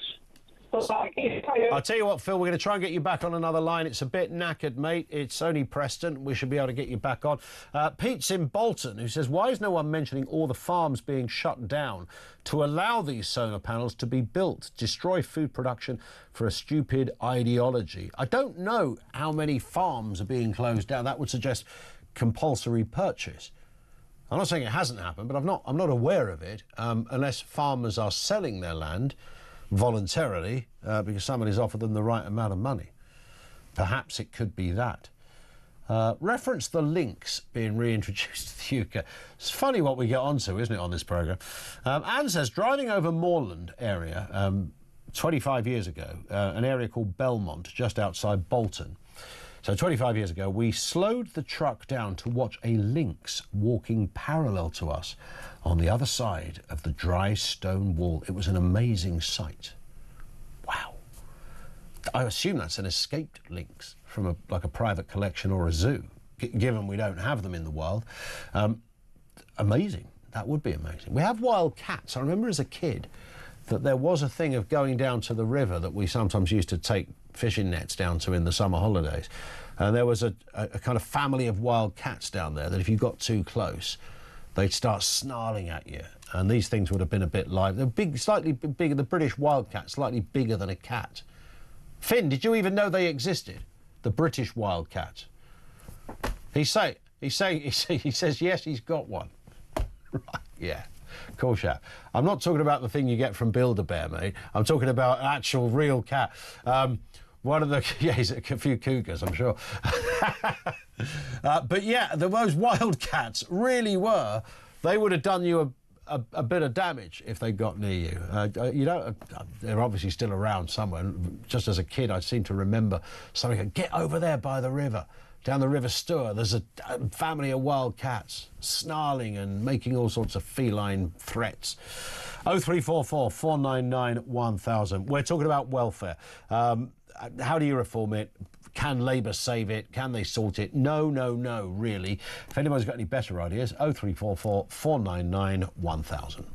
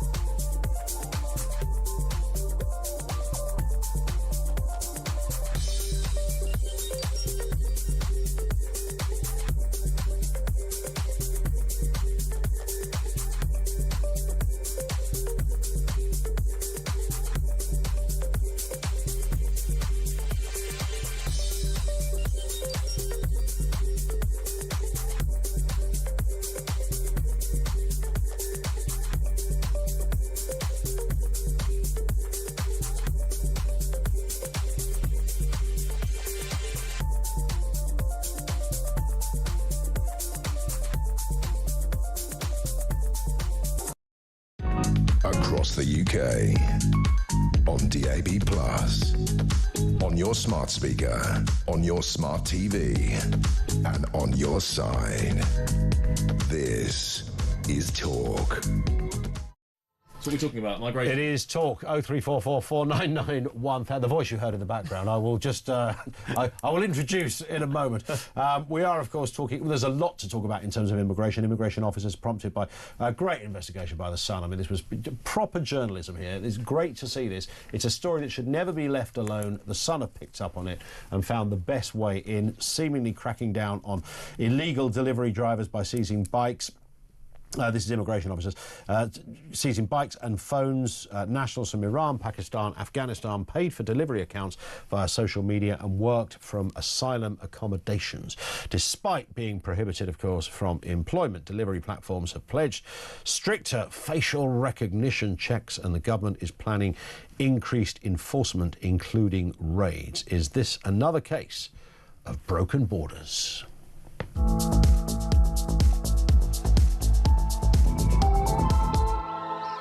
And who best to talk to? The Sun's political editor, Jack Elsom, is with us. Jack, good to see you. Good to see you, Ian. Listen, I mean, this is... I saw you nodding along. I know you can say, oh, well, this is my patch, it's The Sun. You know, and we're part of a sort of family here. But genuinely, I mean, this is how journalism should work. Mm-hmm. And with in the absence as well of anyone really getting to the hub of a story like this, what better way to do it than... And this is in the DNA of The Sun, isn't it? It is a good, old-fashioned, like nitty-gritty, investigative piece of journalism. Exactly. And it's one of these things where I think everyone sort of suspected for a while that this might be going on. You know, the other day, me and my girlfriend were ordering a takeaway off Deliveroo, and someone called Megan was meant to come and pick it up, and then a bearded bloke came and dropped off the order, and so everyone sort of suspected that something like this was happening. Yeah. But the actual scale and speed of which anyone really coming across the channel can very quickly set up an account with one of these takeaway companies, Deliveroo, Just Eat, Uber Eats, be able to basically bypass any sort of verification technology they claim to have, and then illegally work in this country. And that is bad. One, because it's a massive pull factor for people coming across the channel if they think they can just work for takeaway companies very easily. Yeah. But also, it is such a slap in the chops to millions of taxpayers out there, because not only are these people living on taxpayer handouts and in hotels, but then earning extra cash on the side by doing these jobs. And finally, this investigation has actually prompted the government to get their asses into gear, and now we're going out and authorities are nicking these people. And what I find strange about this is that these disruptor companies, as they're called, it's not a pejorative, you know, they are Uber, Deliveroo, you know, the biggest food company in the world, don't have any food. Biggest taxi company in the world, don't own any taxis. Biggest accommodation company in the world, don't own any hotels. This is the new world we live in. And one of the things, of course, that attracted people to it was the amazing technology of how, you know, you press a button on your phone and a flipping car arrives. I mean, how the heck is that? Had somebody told you that 20 years ago, you'd think they were a witch or something similar. And now they'll deliver the food to your house. This is incredible. Best technology money can buy. But not good enough to stop a dodgepot or an illegal person working for them. I mean, surely they must... Yeah, some board meeting, this must have come up at least in any other business. And these companies are worth billions of pounds. Hundreds. I mean, Will Shue, I can't remember how much he sold Deliveroo for, but it was, you know, enough to buy a small army. Yeah. But the fact that they couldn't strengthen their security, procedures to a point where anyone could turn up in the middle of the night to someone's house and operate in this sort of illegal criminal racket is absolutely extraordinary. And it seems like, from my conversations, that the dressing down they got yesterday by ministers in the Home Office was pretty robust indeed. And as a result of that meeting, I think really as a result of the Sun's campaigning, because if we hadn't been exposing this in the front page day after day, let's be honest, they wouldn't have been hauled in there with quite the haste that they were. They have now agreed within 90 days to ramp up their security procedures so that they are doing facial recognition on a daily basis rather than a monthly basis. So that is a clear victory, although the proof will be in the pudding about whether this actually happens. Because, indeed. I'm sure, despite the fact that immigration enforcement went out yesterday and started nicking people at the Thistle Barbican, one of the massive migrant hubs in the UK, I'm sure that we are still going to get on the streets today hundreds, thousands more small boat crossers coming in Deliveroo And so it needs to be a consistent thing now. It can't just be a one-off to try and placate people and hope this goes away. It needs to be a proper, routine mission to try and stop this scandal. Indeed. Just to pick you up on a couple of things here, Jack, I think it's only reasonable. You mentioned that Meghan was meant to be delivering your food and a fellow with a beard turned up. I'm just saying, gender transitions are possible. that is very true. It is 2020. It is 2025. It is indeed. You know, yeah, you are right. I'm sorry. How ignorant. The fellow with the beard and the deep voice was actually Meghan. And the other thing, what I loved about the Sun piece is that what the piece we were showing, going to somebody's house, the woman ordered a wimpy. Yeah. Now, do Wimpy still exist? Well, that's exactly what everybody was going. Really? Wimpy these Not days. only do they exist, they're available clearly on Deliveroo or Just Eats. Oh, fantastic! Well, that is news to me. That is, yeah. I used to love Wimpy. We used to, on my small town in the Isle of Wight, there was a Wimpy back then. We didn't even have a McDonald's, so a Wimpy does still hold like a good place in my heart. But I didn't think. I think we I've all not seen have one that for memory. years. No, I think they exist in very small numbers, and there's no consistency. They're just one walk. You'll walk past a random high street and go, "There's a Wimpy," and it's like everybody will have the same reaction when they see the Wimpy, and all the Knickerbocker glories was their speciality, and they sold the most unlikely, main, which you can only imagine the giggles of schoolboys, a bender and chips. Which is one of those stated without comment. It's indeed one of those curved sausages in a bun. It was fabulous. Oh, wow, there we go. There you go. I'm going to check on my app to see if it's available tonight. Sticking with the issue of channel migrants, we also see this story of migrants being offered free eye test prescriptions, dental treatment, glasses, and even wigs on the NHS. Now, when you think this story cannot get any more, I'm tempted to say laughable, but that underplays it. I mean, this is a serious misuse of lots of taxpayers' money. We know about the hotels, £7-8 million a day, multi-billion pound over the years, and now we're hearing about the health benefits of being an illegal migrant, which is amazing considering we've got a big old waiting list of people who can't get their own treatment. I think it's just one of these things where Brits in this country currently feel like they're being taken for an absolute ride. Yeah. And you're right, we have a waiting list which is about 7 million. Right, people that can't get operations or, sort of like classic, run-of-the-mill treatments. And then they see stories like this, which is that if you break into this country illegally, not only do you get bed and board, not only do you get handouts and living in a hotel and the rest of it, but also you get things which people who have paid into the system all their life here can't get very easily.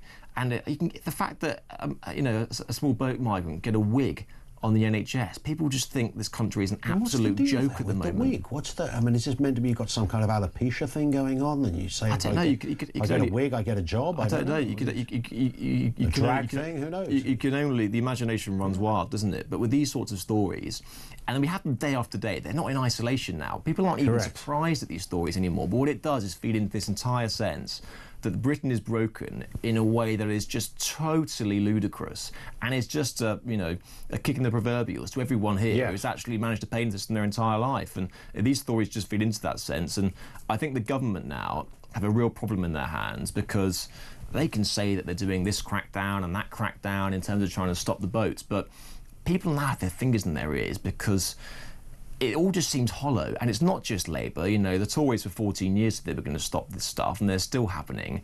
And it is just a system which has been infested with this kind of sort of handout culture. Britain's back of the queue, and everyone else come in, and that's what really frustrates people. It frustrates 100%. Readers the whole time. You probably get it more than anything else. Just the sense that the entire country is not working for people here. Yeah, get yourself a wig, get a job at Deliveroo, call yourself Meghan, deliver Jack's food. You see, that's how it works. Exactly. It's simple. And just to compound this, Jack, I mean, we're regularly told, some of the most vulnerable people on planet Earth. I remember, I don't know if he's still around, that journalist called Owen Jones, the Boy Jones years ago, who said, these are the most vulnerable people on Earth. And lots of journalists I know have been out there to France and covered stories for Channel 4 and goodness knows where else. And they've not really found that to be the clearly coming from countries that, you or I wouldn't want to live in. Don't blame them for wanting to leg it, but certainly not all escaping a tyrannical regime or a war zone. and some coming, because they want to get a job here, whatever. And some, as we've now established, clearly do. But it doesn't make it any better when we see these images of migrants celebrating, taking selfies of themselves on board a dinghy over the last few days, dodging the French police, and pretty much saying, we're coming. That's not really the spirit of... It doesn't really smack of vulnerability. No, totally not.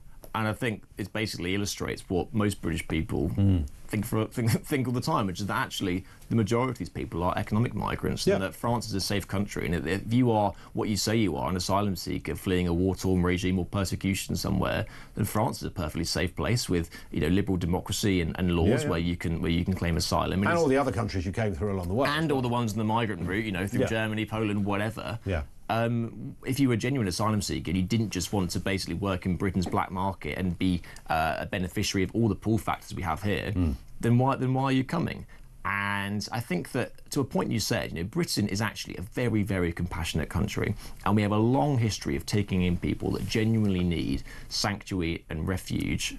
But there is an overwhelming sense in this country now that when you see young lads, and they are, despite what Darren Jones, the Chief Secretary of the Treasury, says, almost all sort of young men of fighting age, it is clear that a lot of them are just coming to work in the economy. And like you said, you can't begrudge anyone for wanting a better life, but there is a system and legal routes. If you want to come here and work, you can get a work visa, rather than just coming on a small boat, which you are risking your life, by the way. It is not compassionate or liberal to prolong a practice where people get into incredibly overcrowded boats and die in the Channel, as they do every single month. It is not compassionate at all. And so, someone taking a selfie as they're coming across is basically just one massive slap in the face to millions of British people. But Keir Starmer's got it sorted, because first he was going to smash the gangs, didn't really smash any gangs, so that didn't quite work. Now it's the one in, one out policy, which might be coming our way, which I don't think is really going to appease... Well, it's certainly not going to appease people who have a concern over numbers of migrants coming to the country, but apparently you get a better type of migrant come, as one person put it. Well, it does seem the strategy has shifted now, as I think we all thought it would do, because Keir Starmer, when he first came in and during the election, said that smashing the gangs was their modus operandi, and they were basically putting all their eggs in one basket. They got rid of the Rwanda plan, which many saw as a viable deterrent. Questions about the scale, I think, probably fair enough, but people saw it as some sort of deterrent anyway. But if you just go to a case of smashing the gangs, and listen, I think that Keir Starmer, to his credit, genuinely does loathe these gangs, and I don't doubt that he wants to smash them, but he's finding it incredibly difficult, and that's because gangs are incredibly sophisticated. Yes, like drugs gangs. Nobody smashed them. Billions of pounds have been poured into tackling drugs gangs for decades, and it is still as easy as it is now to get a bag of weed in the street corner than it ever has been. Correct. And so the idea that these gangs won't just adapt if there's a market for their evil trade is for the birds, because they will. And even today at number 10 suddenly admitted that actually, it's not, I think their words were, it's not as simple as we first thought, I think, smashing the gang. Oh, they said something like, it's not as easy, it's not as simple, some sort of variation of that. And so now they're having to sort of look at other options, and we have this big summit coming up in a few days' time with Emmanuel Macron. He's coming over to Britain for this UK-French summit, in which migration is going to be top of the agenda. Whether we get this one in, one out deal at the time, I think it's probably quite likely. But as you said, whether that actually remains to be seen, whether that's actually going to be able to have any effect on the gangs. It might hurt the business model a little bit if people think they're going to get sent straight back. But if I'm honest, I don't have all that faith in Emmanuel Macron at the moment to actually want to do that. No, I don't sense that this is, when Macron goes into work of a Monday morning, I don't think this is number one on the agenda, is it? No, I don't think it is, because I think that... The Élysée Palace. He could have done it very easily now, because I think it's genuinely in his interest to stop this, because then people wouldn't be flocking to the northern shores of France. Yeah, 100%. But if he was genuinely interested in doing it, then why hasn't he done it already? Because he could easily just take migrants back if he wanted to, and then, strike a deal with another country. And we give him £500 million, Jack, already, each year. We've given him £500,000 over a 3-year deal. At the moment, most British people, I think, we're not getting bang for our buck at all. They finally seem to have actually, started doing stuff on the beaches, but the migrants are still getting through. And I think last week, we get the figures now for the prevention stats, and last week the French police stopped a third of people coming across. A third for £500 million? Most people don't think that's good. And also, the ones they do stop, they're not detained. No. They're not putting that detention centre, which, by the way, we were promised as part of this deal. They're sent back into the camps in Calais, and then they can have another crack at it. And do whatever they want. Exactly. So actually those prevention stats are warped in themselves. And so I think it's a massive crisis now. Keir Starmer at the moment is not stopping them. It is getting much worse. Whether or not there's any sort of breakthrough in this UK-French summit next week, who knows? But at the moment, we can't give them any more money because at the moment it seems that all the millions of pounds we've given them so far have just gone to the wall. It is nice to finish on a lighter note, Jack. It seems we've started something called Wimpy Watch. I'm here to tell you that Simon tells us there is still the original Wimpy in Woolwich. If you ever over there in Woolwich, down there. There used to be one in Roman Road when I lived in East London at the top end. I don't know if that's still there. Maybe that could be a new Sun campaign, a Wimpy Watch, or at least maybe some big feature. You know, where are the Wimpies now? Because there used to be the little fellow in the Beefeater kind of logo. Was that the Wimpy? Ian, you're testing me now. I don't know. Is it? Was he the Wimpy guy? Who was the Wimpy logo? I don't know, but there's definitely a feature in it, Jack. OK, well, I'll pass that back. Forget to all my this bosses Parliament stuff you're doing exactly. these days. None of that nonsense, welfare rebellions and the rest of it. No. Wimpy. Wimpy Watch. That's what we need. Get Thomas out there on a bike. Listen, good to see you, Jack. Thank you very much indeed. Jack Elson with us here on the programme. Jack, of course, is the political editor at The Sun. Thank you to him. Back to you next on Talk.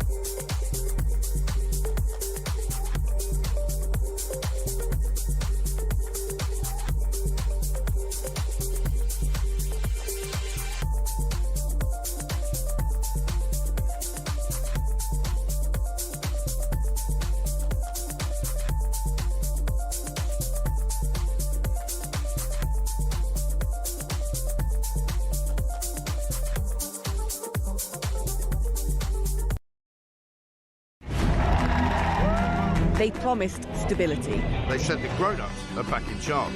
I was so happy you just couldn't believe it. Our work is urgent, and we begin it today. I mean, you couldn't really scrape together a worse gang of misfits to run a dog kennel. Broken promises. Billions blown. Botched U-turns. And Britain is burning. One of the most immeasurably eventful. 1 year in power. And Britain in freefall. It's just been a disaster. 1 year of chaos. Friday, 4th of July. 9 p.m. Across the UK. On DAB+. On your smart speaker. On your smart TV.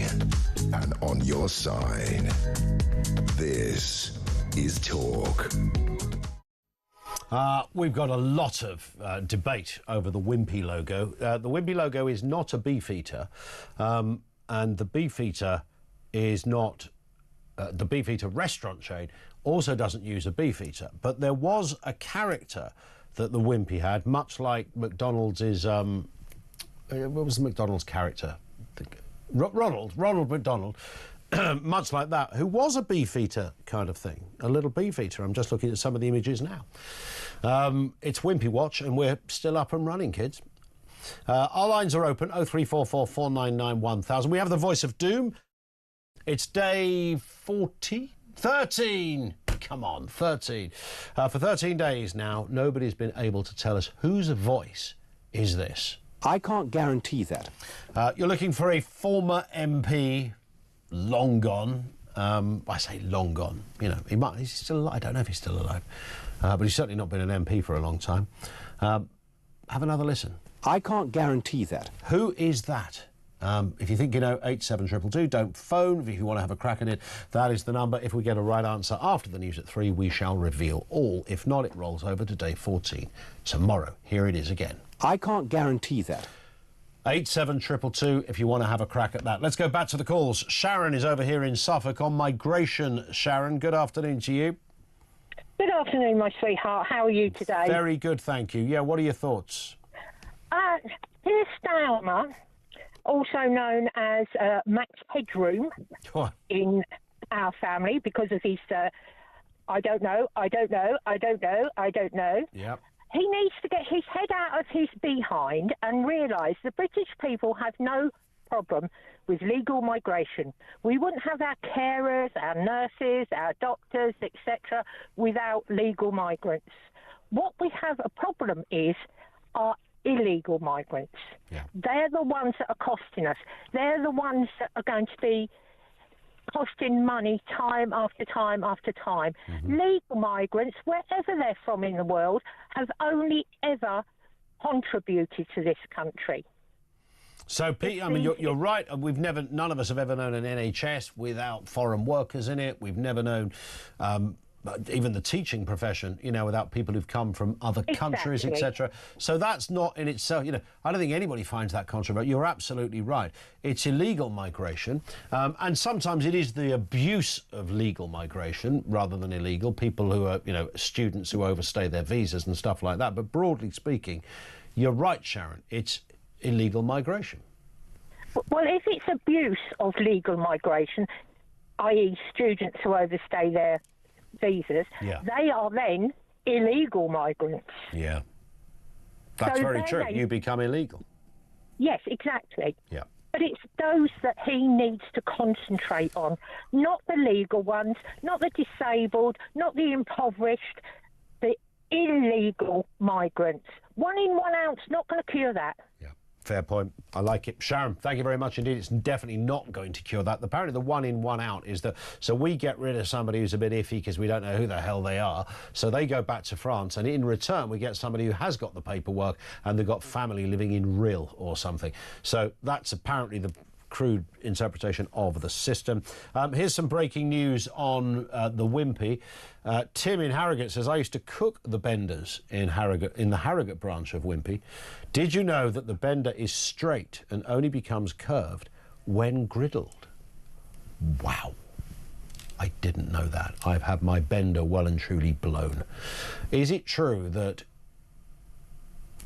you put the sausage on the griddle and it naturally goes into a circle, or do you have to sort of tease it into a circle? Angela says, this is in fact, I'll come to Claire in just a second. LW says, I work at a care home. The people I care for all receive benefits, no problem there. My issue is when and if they die, all the money that has been saved up over the years is passed on to the next of kin. Taxpayer money going to people who don't need it. This money should be reclaimed and given to those who do need it. Yeah, that's an interesting, but there's so many facets to this. Jane is in West Yorkshire. What have you got for us, Jane? Back to that issue of welfare. All I was going to say, hi. You there? Yeah, loud and clear. I was going to say I work for local authority. Okay. And I'm not going to mention any names, obviously, but I'm so shocked at the amount of people that do get PIP. One of my neighbours gets it, and she said that she was in a wheelchair and she goes out in stilettos every day. No way. How do you get it then? Because the theory, every time somebody contacts us, they tell us that you've got to jump through hoops to get it. Well, she clearly didn't, and I know why, because Not in I filled stilettos. the form in for her. Say again? I filled the form in for her. You filled in the form for her? Yeah, because I work for a local authority, that's what I do. Right. So you assisted in the fraud? No, I didn't. No, I didn't. I said to her, please do not put down that you need a wheelchair. Yeah. And I don't know if she did or she didn't. Did anybody come and check on her? Never, no. So this was just done online? Yes. Wow. That she's in stiletto. I couldn't wear stilettos every day.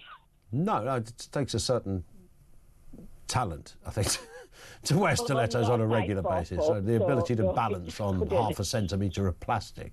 But I do feel a little bit upset because I'm paying my taxis every day and somebody else doesn't. So she claimed she had, what, some kind of walking issue, a particular disease? What was her claim? She said that she had to have a wheelchair. And I said to her, be very careful if you put that on, because if they do come and check on you, it's not true. So if that's gone on the film, you're absolutely right. Jane, I fear it's one of many similar kind of calls we hear. Thank you for that. The question that the government and nobody can really answer is how many of those examples are out there? So, of course there are people fiddling the system. But how many? Is it so seismic that it would fill the £22 billion black hole? Is it so small that governments go, do you know what? Yep, it's out there, but to mount a team of another 10,000 civil servants to hunt down the misusers and those that claim they can't walk or whatever else they claim would cost more than what you would say. Is it that? Because we constantly hear that. All I know is I'm struggling to think that somehow, even allowing for lockdown, that amount of people in this country could be ill mentally or physically. That amount of people. That we've got 1,000 claimants for PIP every single day. That we've got a welfare bill, the disability element is rising by 18 billion a year. The fact that a quarter of people in some towns don't work. A quarter of an entire town's population does not go to work. And all of this has apparently happened in... I mean, if it's to do with lockdown, within 5 years. I'm not believing that. And those numbers are so huge, those stats are so profound and disturbing. Is there another reason? What is going on out there? And if something is as seismic as it is, why is it not being thoroughly investigated? 0344 499 1000. We'll remain on Wimpy Watch. We'll also tell you whereabouts in the UK you will find the funniest first date. You go on a date with somebody, you want a bit of a giggle, don't you, amidst finding out their life story. But where would it be? Details on the way, and the voice of doom, here it is. I can't guarantee that. Who's that then? If you think you know, lines are open. Let's get the news headlines now at 3.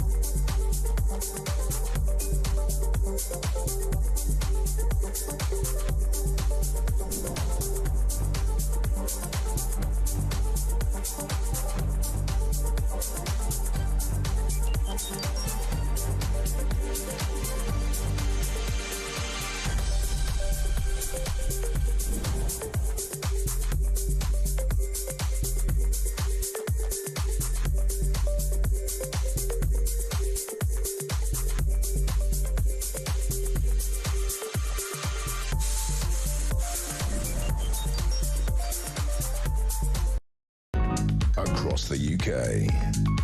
On DAB+, on your smart speaker, on your smart TV, and on your side. This is Talk.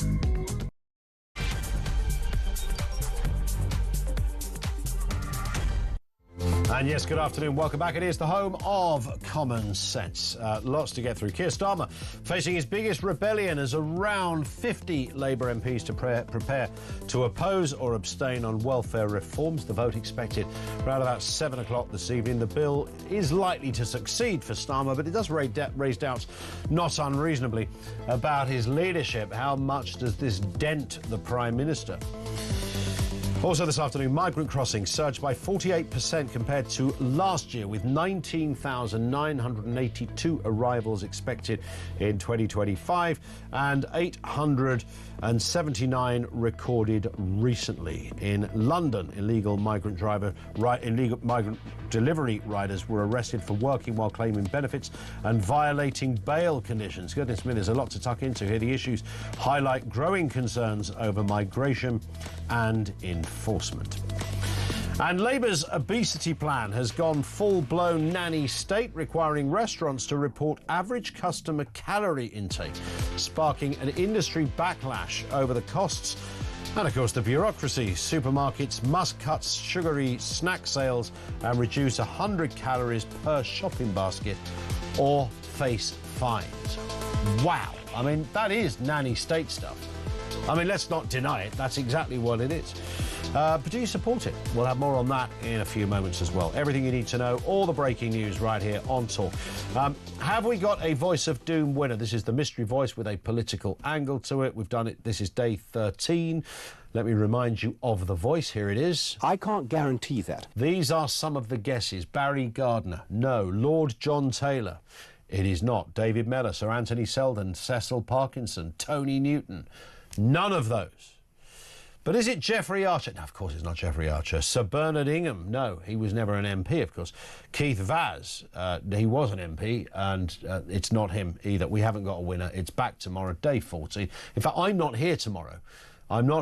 So Peter Cardwell will be here, but this Voice of Doom will be back on Thursday for day 14. Stand by for that. Now, as we've been talking a lot over the last day or so, police have launched an investigation now into Bob Vylan's Glastonbury set at the weekend, during which the band's frontman, a man not called Bob, but actually called Pascal, led the crowd into shocking chants of death to the IDF. Meanwhile, BBC Director General Tim Davie is facing growing calls to resign. As it's emerged, he was at the festival while the chant was broadcast and apparently decided against pulling the live stream from iPlayer for another 5 hours. Regulator Ofcom said the BBC clearly has questions to answer and that it was seeking more information as a matter of urgency. Let's speak with Danny Shaw, policing crime and justice commentator, who's written a piece, really good piece in The Spectator today, about how the BBC ended up broadcasting this in the first place. Danny, good afternoon to you.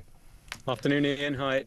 Good to have you with us. I mean, it is every now and again there is a story that crosses the stage and we look at and think, you know, we all conclude the same thing, whether, like us, you've worked for the BBC or worked for any media outlet or just an objective onlooker. You think, how did that happen? And we're sort of in that territory with this because there was a bit of a CV of doom from the Bob Vylan boys to suggest that this might be a direction they go in. We know that Glastonbury for years has been used for the odd political chant. We know that Kneecap had already said some terrible things and were already booked. Wouldn't have taken much to work out that these guys might just, you know, spew their own version of politics to a gathering crowd in the middle of a field. I think you're absolutely spot on there, Ian. I think the problem is that possibly the BBC took their eye off the ball. They were so concerned about Kneecap, they decided they weren't going to broadcast Kneecap live because of the controversies surrounding that band and court action that's going on.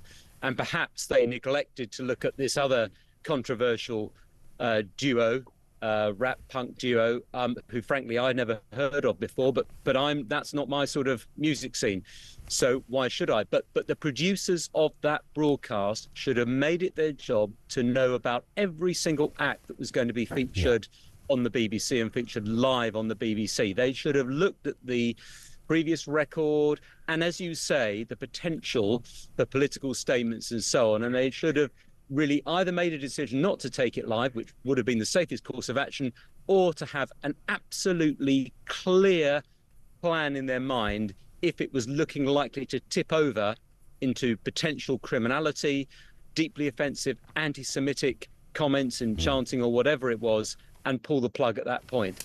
It's a failure of management, in my view, Ian. I don't think there's anything more or less than that. Yeah. It's poor management, poor supervision, poor oversight, lack of effective decision making. And of course, to sort of compound the misery in many ways, I mean, you might think the BBC would have been extra vigilant, given that they have previously faced accusations, some true, some maybe not proven, that they've not been diligent enough on the issue of anti-Semitism. It's not as if that's not already an ongoing conversation at the BBC. So that makes it even more of a profound error, if that makes sense. Absolutely. I mean, look, the BBC is finding it really difficult to navigate its way through the Israel-Gaza conflict since October 7th, 2023. This is a really delicate, tricky issue, and I sympathise with many of my former colleagues in news that have to write the stories, that have to broadcast, sometimes live, taking in claims and counterclaims. It's really, really tricky. Make no mistake about it. And they've made some bad errors. They've made some bad errors on both sides, and they get clobbered on both sides, to be honest. They're too pro-Israel, they're too anti-Israel. They're anti-Semitic is another accusation that's made. I don't believe there's a sort of institutional or systemic anti-Semitism or anti-Israel bias within the corporation. But I think it's a failure of managers to make clear decisions and to tough decisions when people step out of line, as they have done, or say or do the wrong things. And I think that's where the problem arises. Yeah, and I wonder whether there's just some areas that, often some areas, sometimes some individuals, and I'm talking about talent here, that the BBC don't confront. They feel, I think the obvious one years ago now was the Jonathan Ross Russell brand Radio 2 thing, where something absolutely horrendous was broadcast despite being listened to by a senior executive beforehand.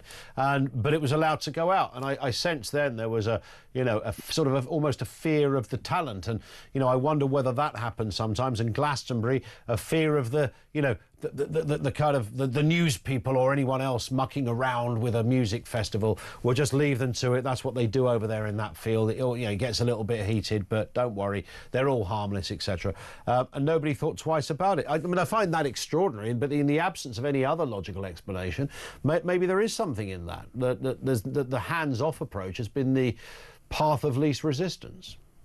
I think so, but I think that I do think there's more experience in the News and Current Affairs division, and they would have seen the potential for problems coming up. I mean, I remember as a reporter, often the decision was made not to take, for example, a statement on the steps of the Old Bailey live, because you might get a witness or a victim or someone else making slanderous accusations. And so sometimes the case was, no, we're not taking that live. And and I wanted it to be taken live, and sometimes I felt that the caution went too far.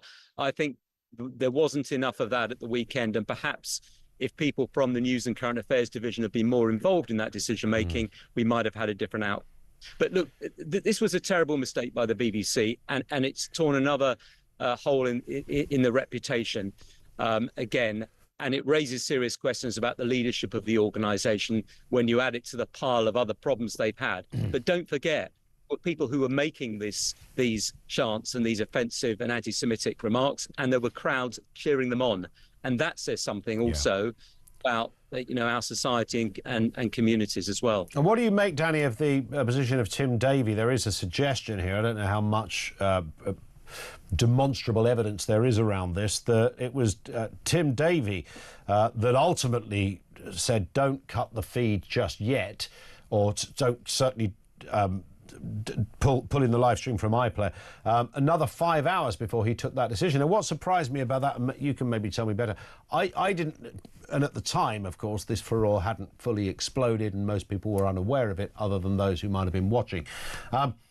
it would surprise me if that decision had gone to Tim Davie. That would have been, not that he's not the most powerful man at the BBC, but he wouldn't have been, I don't imagine people ringing him up asking him about a particular episode to take off iPlayer. What I read about this, and it's only what I've read, is that he happened to be at Glastonbury that day and was seeing staff and was made aware of what was going on. So he ordinarily wouldn't have made any decisions on something like that. That would have been for other editors or other managers, but he got involved in the decision-making process. Now, having got involved, he then really has to see it through and make the right decisions. And I think that's where there are questions to be asked about him. If he did insert himself in that process, has he actually not made the right decision? Or has he delayed in making various decisions? That is a potential problem for him. I mean, I overlap very briefly with Tim Davie. I've got a lot of time for him and for what he's tried to do at the BBC in very difficult circumstances. And I think he's done a decent job. But this does raise some concerns, I think. Yeah, absolutely.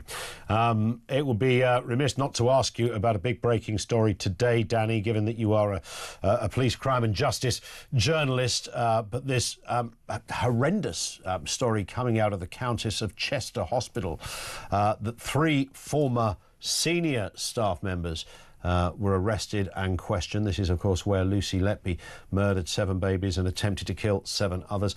They've been arrested on suspicion of gross negligence and manslaughter. The police are suggesting there is no, certainly at the moment, there's no correlation between or difference made to Lucy Letby's position on this. But naturally, most keen observers will say, well, hang on, if 3 senior managers are getting arrested at the same hospital, then there's clearly a wider picture here to look at.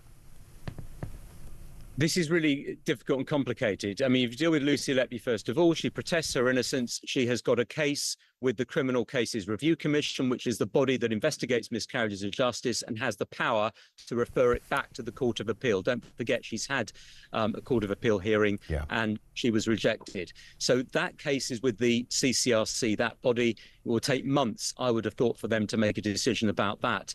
But at the same time, the police are still doing their own investigations, not just looking at her track record previously at that hospital and at hospital in Liverpool as well to see whether there are any possible charges, but they're also looking at when the concerns were raised at the Countess of Chester Hospital, when babies started collapsing, when deaths started occurring, did the people there, the staff involved, the managers involved, senior officials and so on, doctors, etc., did they do the right thing? Did they take the right steps? Ignore it?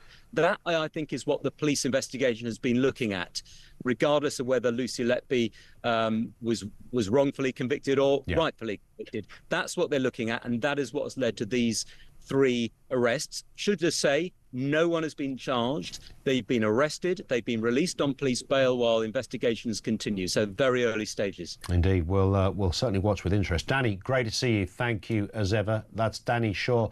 He is a police crime and justice commentator with us on the programme. And I guess around the Letby case, where, as Danny says, she completely protests her innocence, it seems would be extraordinary if it turned out she was not guilty of any of this. But it was often said, I don't know whether this was heard in court, but certainly people around that story naturally were saying it would be, it's hard to believe that one person would have been in such an isolated position to be able to carry out such devastation without any checks and balances or anything going. And when it had happened once, then, how come nothing more had happened? If it turns out that there were senior people that should have stepped in at an earlier stage, then I'm making a leap here. I don't know. That perhaps they are perhaps the very people that have been arrested and are being questioned. It will be around that rather than some kind of potential exoneration of Lucy Letby's verdicts. Part of the same thing, maybe. 0344 499 1000. More comment coming in from you. Nick's in Wiltshire. We've just so happened to stumble across 2 slightly more light-hearted points. We might stumble on a third in a moment as well. One was about the links being reintroduced to the UK. some argue the wolf should come back.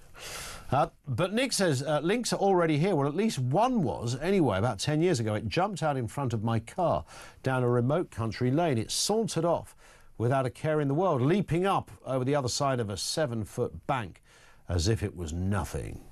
Yeah. They're cool, those links. Thank you for that. And interestingly, the Wimpy, as in the fast food chain, we're on Wimpy Watch. How many of those things are still left in the UK? Debbie says it's easy to get PIP. My mother-in-law got it for sciatica. She's just overweight. Interesting. One here from Tiger, who says, I had my PIP stopped after winning my court case against the NHS for a botched operation, leaving me with nerve damage internally. Did that mean there was some kind of financial compensation, which meant that if you come into a load of money, I think if you win the lottery, your benefits stop, that kind of thing. Not that what you're rightly owed is winning the lottery, but you take my point. Pete in Bolton, why is no one mentioning all the farms shut down to allow for solar farms to be built? I think I mentioned this one earlier. I don't know how many farms have been shut down to allow for solar farms to be built, but somebody can educate us on that. Rachel says, regarding Theo's comment, Theo Ashwood, the political commentator, was with us a little earlier, on his comment on people lying on PIP forms. I've helped a good friend apply for PIP. You can lie, but it's academic if you don't have hard evidence from experts, usually consultants. PIP is not easy to get, even with medical evidence from experts. I'm sick of having to make this point to people. Well, I've been trying to not so much make the point, because I don't know one way or the other. All I know is that lots of people like Rachel get in touch and make that point, although we've had a couple of calls and comments from others who said, actually, it wasn't that difficult. There's going to be some fall through the net, I guess. More from you on the way, 0344 499 1000. We'll continue with your calls and comments in just a few moments' time. 3:20, this is Talk.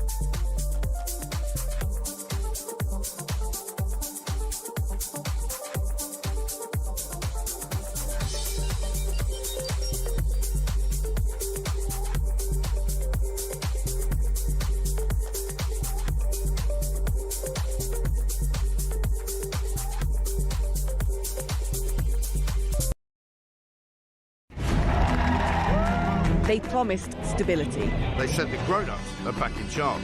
I was so happy you just couldn't believe it. Our work is urgent, and we begin it today. I mean, you couldn't really scrape together a worse gang of misfits to run a dog kennel. Broken promises. Billions blown. Botched U-turns. And Britain is burning. One of the most immeasurably eventful. 1 year in power. And Britain in freefall. It's just been a disaster. 1 year of chaos. Friday, 4th of July. 9 p.m. I've done television for 30 years. There will have been a run-through. They will have known that the scenery at the back would have been run. Somebody, and all this they haven't got a delay. It's not a national broadcaster, it's biased. But Donald Trump wakes up in America, Sarah, and immediately revokes their visas. And I think to myself, utterly brilliant. He says, I don't want the tirade of hate you did at Glastonbury in my country. Brilliant. Nothing from our bloody government. They've announced, the Avon and Somerset Constabulary, that following the completion of that assessment process, we've decided further inquiries are required and a criminal investigation across the UK. On DAB+. On your smart speaker. On your smart TV. And on your side. This is Talk. This one comes in, no name given. What is going on with the alleged Manchester airport attackers? The trial has started. Why the silence and lack of coverage? It hasn't really started as yet. Jury selection, I can tell you. A judge has told, this is how far it's got, a judge has told potential jurors in the trial of two brothers on the trial over an alleged altercation with police at Manchester Airport that they must not allow yourself to be influenced by anything you may have read or heard on mainstream media or social media. Mohammed Fahir Amaz and Mohammed Ahmed appeared at Liverpool Crown Court yesterday. They've been charged following an assault, charged with assault following the video of an alleged incident involving police officers and members of the public in July last year. A panel of 40 jurors was reduced to 28 after the panel was asked to complete a questionnaire. Jury selection began. The judge, Neil Fluitt, KC, told the panel of 24 potential jurors, you will have realised from the questionnaire that this trial involves events at Manchester Airport on July the 23rd, which attracted a large amount of mainstream and social media attention. So that's where they're at on that one. And of course, when a trial like this goes on, I don't know how long this one is expected to last. I don't imagine it would be weeks and weeks. But who knows with the legal system. There is a certain amount you can report, but much of it you can't report during an ongoing court case. So there will only ever be snippets from an ongoing case of what a jury or a court heard that day, etc. I don't expect this to be lengthy. I may be wrong on that, but that's the reason why there's no silence or lack of coverage, other than the fact that it hasn't really started. Jury selection can take forever. Let's go to your calls. Khalid is in Leicester. Khalid, what have you got for us? Good afternoon. Hi, Ian. You okay? Yeah, good, thanks. Far away. Yeah, I mean, as far as the chants in Glastonbury Festival were concerned, I think if that is appalling, I mean, I don't agree with what he said, but I mean, if that is appalling, then surely since that he made that chant, there's been almost 180 people have been killed by the IDF in Gaza and in the West Bank since then. If that doesn't, if that one chant makes us feel sick or appalls us, then how much more billion times should we feel appalled by what IDF is actually doing in Gaza? Well, aren't they? They're in a war, aren't they, with Hamas? So that's why. I mean, I'm not defending people dying, and certainly not innocent people dying. I find it horrendous, and to be honest, like many people, Khalid, I find it disturbing to see that footage. But I am aware that there's a war. Ian, the IDF themselves, when you say war, the IDF soldiers themselves on Friday categorically stated that we've been ordered to kill the people queuing up, the starving people queuing up. I haven't heard anybody say that. But you haven't heard anybody? No, I haven't seen that story. Haaretz newspaper, the Jewish newspaper, everybody knows, right? So it's in the Jewish media as well. So, I mean, if you haven't heard, then, you're not keeping up to date with what's... So Jewish, well, I haven't, no one's even contacted us with that. So a Jewish newspaper called... Haaretz. It's a very renowned newspaper. I didn't hear what you said. Haaretz newspaper. You're talking about an Israeli newspaper? Yes. Right, so, okay. So I thought you were talking about a Jewish newspaper over here, like the Jewish Chronicle or the Jewish News. No. I'm talking about in So they Israel, reported that IDF soldiers have been told just to shoot innocent people and starve them. Yes. And the IDF soldiers themselves have stated, it's not me coming from me, it's coming from the soldiers themselves. But what I'm saying to you, Ian, is that, look, you say it's a war, but they are killing and they're sniping kids in the head. I mean, our own British doctors have been there in Gaza, and they themselves have stated that these have been sniped in the head. The children we're talking about. Yeah. So when you say death to the IDF, I wouldn't say that. Okay, I can't give you any corroborating evidence around specific shooting or sniping kids in the head. I don't dispute somebody didn't say it. I doubt whether I'd find the evidence to support it, and I certainly would not in any way if that was the case. I don't think anybody would say that's okay, would you? Of course, that's what I'm saying. But the problem we have, Ian, is many people say, well, that's over there. No, we've got British UK nationals joining the IDF, joining, well, you have. I mean, Israel is a democratic regime surrounded by terrorist regimes. I mean, they are the victim in most of this and have been for many, many years. Their country has been subjugated by others who don't have a right to start a country. They could be part of a plan. Iran, you name it, that are threatening with bombs and weapons and goodness knows what else.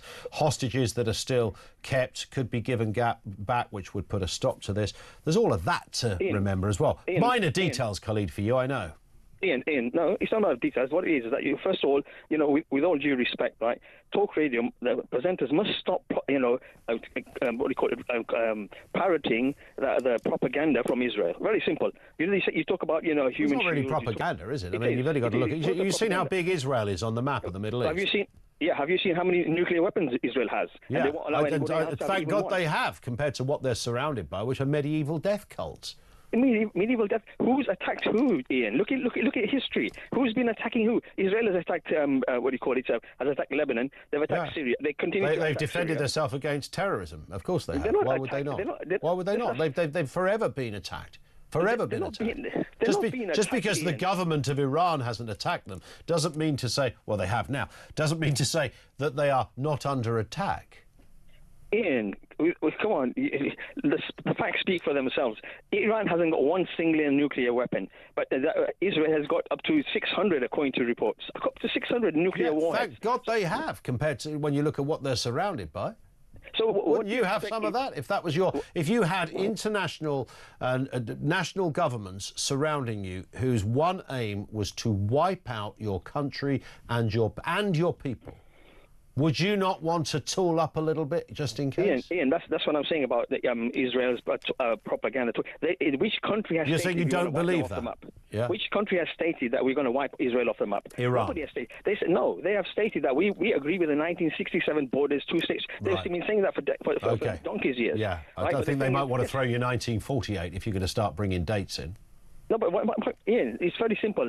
You speak to Palestinian people. I've spoke to people in the West Bank. I know I've got friends in the West Bank. Yeah. When you talk to people, they said we just want to be, we want to start basic. We're not asking for too much. If we can go back to the same simple borders, have our own state, we're happy. We're not saying Israel should be wiped off. Nobody's saying Israel should be wiped off the map. This is the propaganda that is used to instigate and try to ethnically cleanse the Palestinian people, which is happening. Happening in the West Bank. Do you think, on balance, if I were to go to the Middle East, my life would be better under the Iranian regime or Hamas, or living in Israel? Where do you think I would find more, generally speaking, war aside, more peace and more semblance of civility and modernity? The point is Israel has been subjugating the people for decades, and that's why you're going to get repercussions. You're going to get what do you call it? People are going to resist oppression and occupation wherever you go. If Russia came here, took half of the UK, and say, look, you can have half, but even that half we're going to control. Would we allow it? Would we just say, okay, we'll take it, no problem. We got half anyway? No, we wouldn't. We won't put up with it. But this is what's been happening to the Palestinians for decades. Well, it's also the Jews would say the same thing. Israelis would say, hang on a second, you don't go in America. The North American native Indians don't suddenly have their own country within North America, but you find ways of dealing with different things. That wouldn't be the case. You can look at Canada, loads of modern countries, and say, well, just because Australia, the Aborigines correctly fought for some recognition. I understand that, but no one is seriously suggesting that the Aborigines should have their own country within a country. You basically you agree with every child that's being killed in Gaza and in the West Bank. How do you extrapolate that from that? I mean, the reason what we're seeing at the moment is because thousands of people died on October the 7th because a mad, murderous, brutal medieval death cult decided to invade them because they hate Jews and Israelis, murdering, raping, torture, and goodness knows what. That could stop, by the way, if Hamas and associates gave back hostages. I'm going to stop there, Khalid. We will go round in circles. I'm happy to give you airtime, though, to put forward that point. And if somebody wants to counter that, I'm sure there are many of you, then do so. 0344 499 1000. 3:30, this is Talk.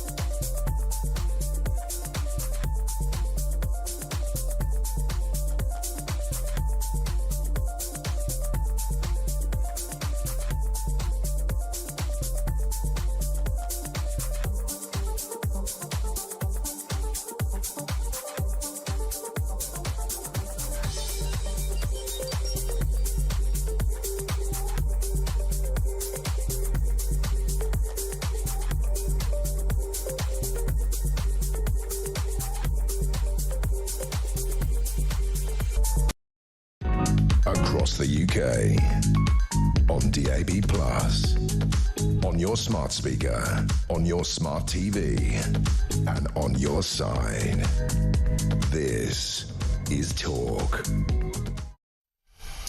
It is Talk. This one from Vince, who says, how come no one is talking about the immigrants and foreigners on benefits and PIP that don't even live in the UK? Because the process is done online, so they don't need to come back to this country. Remember when the borders opened in 2006, 265,000 claimed benefits for themselves and people not and never have been in the UK. Channel 4 did a number of programmes on it. That's 2 to 3 million people claiming now. It's all over the flipping place, isn't it? What the heck is going on?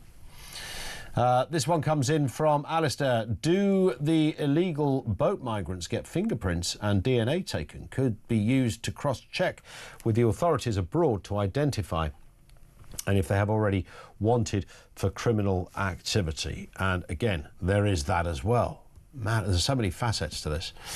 And also this story. Labour plans may require restaurants to report average calorie consumption to combat obesity in the UK. So this is Wes Streeting. He's always argued that you need lifestyle changes to make the NHS fit for purpose in conjunction with everything else. Right, wrong, we can argue that another day. But he suggests reducing daily calorie intake by 200 could halve obesity rates. And restaurant bosses seem slightly angered by the proposal, claiming they were not consulted on new measures. Is this just nanny statism? What is happening? Harry Wallop is a consumer expert who regularly helps us out with these kind of things. Harry, good afternoon to you. Good afternoon. Well, we've had the sugar tax. That didn't make a jot of difference to obesity. It made a few quid for the Treasury, I'm sure. And here's the next one. Telling restaurants and the like, potentially, to be careful what you serve. Is that how this would work? Well, we don't know what's going to happen. It's very much just flying a flag at the moment. But what we think will happen is possibly that restaurants will have to share information with the government or Department of Health on how many calories their diners are eating. So at the moment, big chains, anyone who employs more than 250 people under a measure brought in by Boris Johnson, they do have to declare the calories on menus. So you will have seen that on, be it a McDonald's or a Pizza Express or Nando's. They're clearly stated, often in quite small print, how much each dish has in terms of calories. Now, that hasn't, we think, made much difference in terms of what people are eating.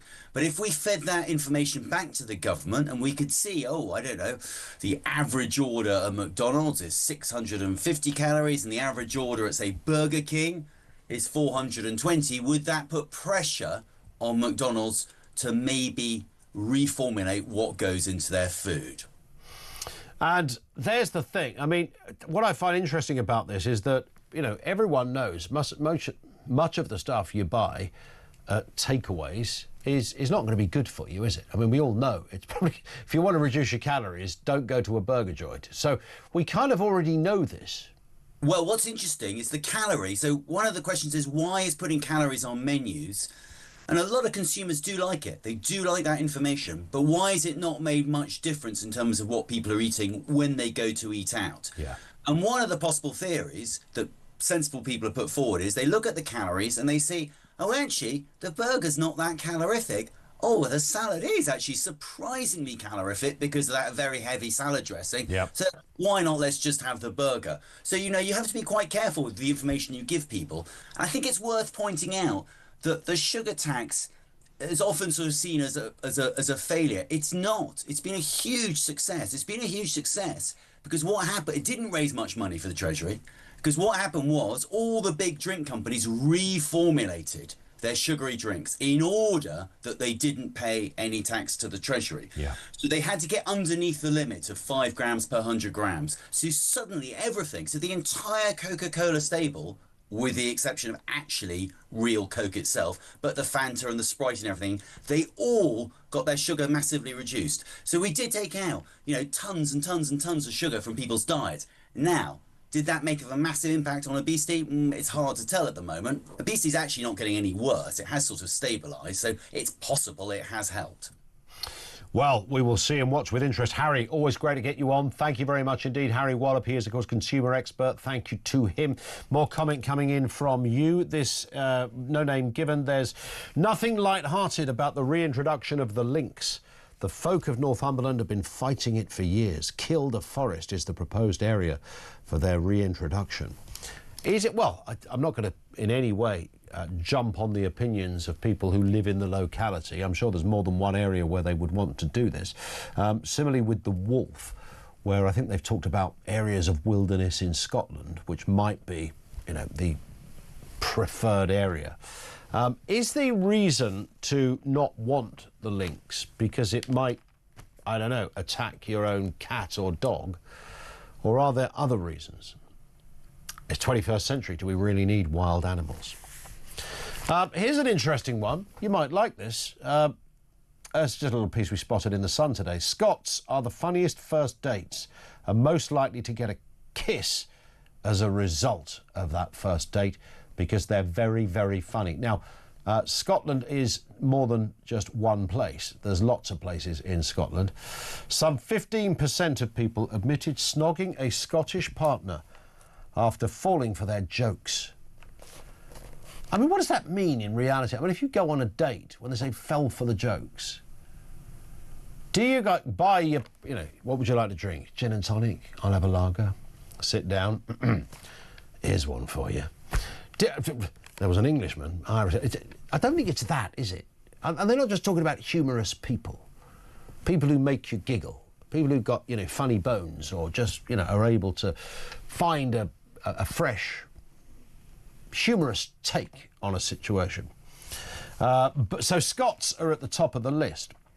They've broken this down into chunks of the UK rather than specific towns or cities. So 15% of people admitted snogging a Scottish partner after falling for their jokes, but just 5% of dates with people from the southeast ended up with laughs and lust. Yeah, put your tongues away, Maidstone, because there's nothing to see here. You can't make someone laugh, you're not going to get even a snog out of it. Colin Robertson of Edinburgh says, you just need to watch Billy Connolly to see how funny Scots can be. I don't think, I've got a lot of Scottish relatives, I don't think Billy Connolly is representative of everyone in Scotland, no more than, I don't know, Michael McIntyre is representative of, it's a bad comparison, isn't it? But you take the point.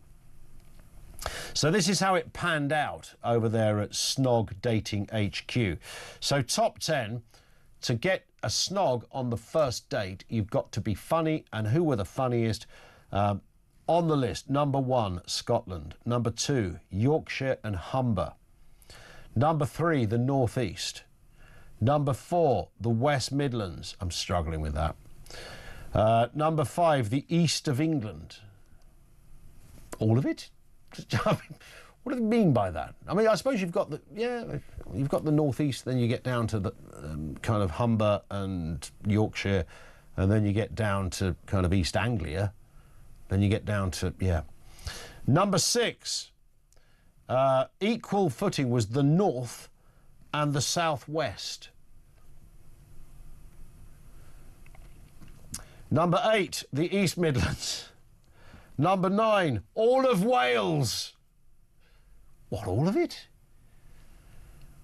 I mean, Snowdonia is a fairly, you know, barren area in the winter. There's not a lot of giggles going on there. And number 10, bottom of the list, was the southeast of England.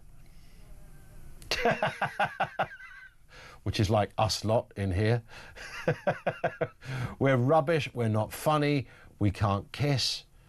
We turn the lights out when we have a snog. Yeah, all of that terrible, all of these horrendous crimes. I mean, I would say there are parts of the southeast, because, you know, having grown up in the southeast and now currently live still in the south, I've lived in other places. I can understand that there are... Kent is a good example. Kent's an interesting place. If you've ever been to Dartford, you'll know what I'm talking about. But, you know, it's all right. Dartford's not so bad. Sidcup's a bit iffy. We've got, you know, Bromley, for example, you know, the capital of culture that is Bromley. I mean, I think you can get a kiss or two of an evening. You don't need to tell, believe me, you don't need to tell jokes. You just need to buy drinks. So there are ways of getting a snog in Bromley. Or a wink. No, sorry, a pulse. That's the word I was looking for. A pulse. Be alive, man. Yeah, get over there. Hither green. I tell you, you'll be making babies by 6 o'clock if you have a pulse. 0344 499 1000. Let's go to Ian down in... thank you to the Sun, who put that little piece in today, and our lives are richer for those little snippets. Ian is down in London. Ian, what have you got for us? Back to that issue of, our previous caller in Leicester, Khalid. Khalid, I'll tell you something. I would love to be his child, because he must probably give fantastic fairy tale stories of how many nukes like that Israel's got. They've got more on that sort of calibre than China, France, the UK all combined. Yeah. So I don't know where they got all that from. As for the reports that were in Haaretz, supposedly... Sorry, who did you just say combined have got? Which country? I think France, UK, France. Sorry, I thought... yeah, yeah. Right? They've got combined. Yes. Right? I think the only ones that got more than that is Russia and the States. And the States, yeah. Right? Yeah. But it's just like crazy. As for the actual reports in Haaretz, what they'd actually said there was firing over the heads of people that were trying to get the food, right? And they were attacking the people that were trying to give out the food, which is the normal sort of thing. Listen, if we go back to, unfortunately, down to the Northern Ireland, when the IRA were doing shooting, it was the British would fire over the heads with rubber bullets and everything else. And it is, that unfortunate, as you said quite rightly, it is war. It is, and they don't want to be there. I promise you this, I've got cousins in the army there. They do not want to be there. They would love to be out again, but they did, I think it was 2005 or 2015, when they actually left Gaza. Yeah. They don't want to go back in there. And I'm not suggesting that every Israeli soldier has behaved brilliantly, no more than I would suggest in any war any soldier has behaved brilliantly. But there is a context to all of this, as you rightly say, and October the 7th was not of Israel's making. I think we can all reasonably agree on that. Yeah. But it is, thank you, please. But it is that sort of way. They don't want to be there. They would like to be at home with their families today, or like yesterday. Yeah. But unfortunately, Hamas is not letting them, and Hamas are the ones that are still staying there. They want it stopped, as you say, and anybody with a right mind. Yeah. Give the hostages back, whether they're dead or they're alive. Give them back, and it goes back. And this goes to a different phase. Yeah, you're right. Ian, thank you very much indeed for that. Well put, and thank you for advancing that element of this discussion. This comes from Rodney. We're talking about PIP and the like. My wife... has a work colleague who earns a decent salary of just over $60,000 a year. She and her husband pushed hard to get both their kids diagnosed with ADHD and autism. In their success, they both were awarded higher rate of PIPs, and now they are teenagers. They qualify for the accompanying car, which their parents are the nominated drivers. By the way, they're the most well-behaved and grounded kids you could find, but the flawed system is there to be abused, says Rodney. Pete, though, says absolute rubbish. They put you through the ringer to get PIP, and anyone saying different is stirring it up.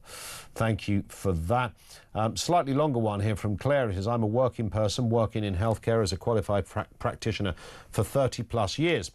I'm on PIP following a tumour in my spinal cord during COVID, which meant I couldn't access scans in a timely manner, and ended up paying privately after 6 months of delay. Although surgery has removed it, I've been left with significant nerve damage, mobility issues and no bladder or bowel function. My earning capacity has halved. Adaptations to my property have been costly. I don't get the higher rate of living element, despite a lot of medical evidence. It's really difficult to successfully claim in this process. There are lots of people who do con the system, I'm sure. I don't know how you'd get around this. Genuine people who claim have been so demonised, I'm embarrassed to admit now that I do claim this benefit. My PIP review has now started, my third since COVID, for a condition that is not going to get any better and will likely deteriorate in line with the ageing process. I agree the bill needs to come down, the welfare bill. Perhaps having assessors who home visit some knowledge of the conditions they are interviewing around might help. I had a paramedic on my last assessment with no knowledge at all. Good luck to any party trying to sort this mess out. Thank you, Claire. for that very honest and enlightening reality of where many people are at in this process. And they certainly aren't faking a bad back to get a few quid. 0344 499 1000. So, competition time here on Talk. It's a chance to win that amazing pair of Oasis tickets. You thought it was sold out. We've got access. We've got tickets. Manchester, July the 19th. It's going to be amazing. Most sought after gig on the planet right now. Not only tickets for the gig, also we'll put you up in a hotel and give you £5,000 spending money. Here's everything you need to know about how to enter. On iArcade, you have to be over 18 to enter in the UK, excluding Northern Ireland, for the chance to win a pair of tickets to the most electrifying rock and roll reunion of the century, a hotel stay and £5,000 spending money. Text the word WIN to 83338 by Monday the 7th of July at 11 p.m. and you'll be entered into the draw to go supersonic this summer. Text costs £2 plus one standard network rate message. You must have the bill payer's permission or post your name and number to Oasis Prize Draw, PO Box 3190, Colchester CO2 8GP. To arrive by 5 p.m. on the 10th of July. This is a TalkSport limited promotion run on TalkSport, Talk and Virgin Radio UK stations. Full T's and C's at talksport.com. Good luck, yeah? Sorted.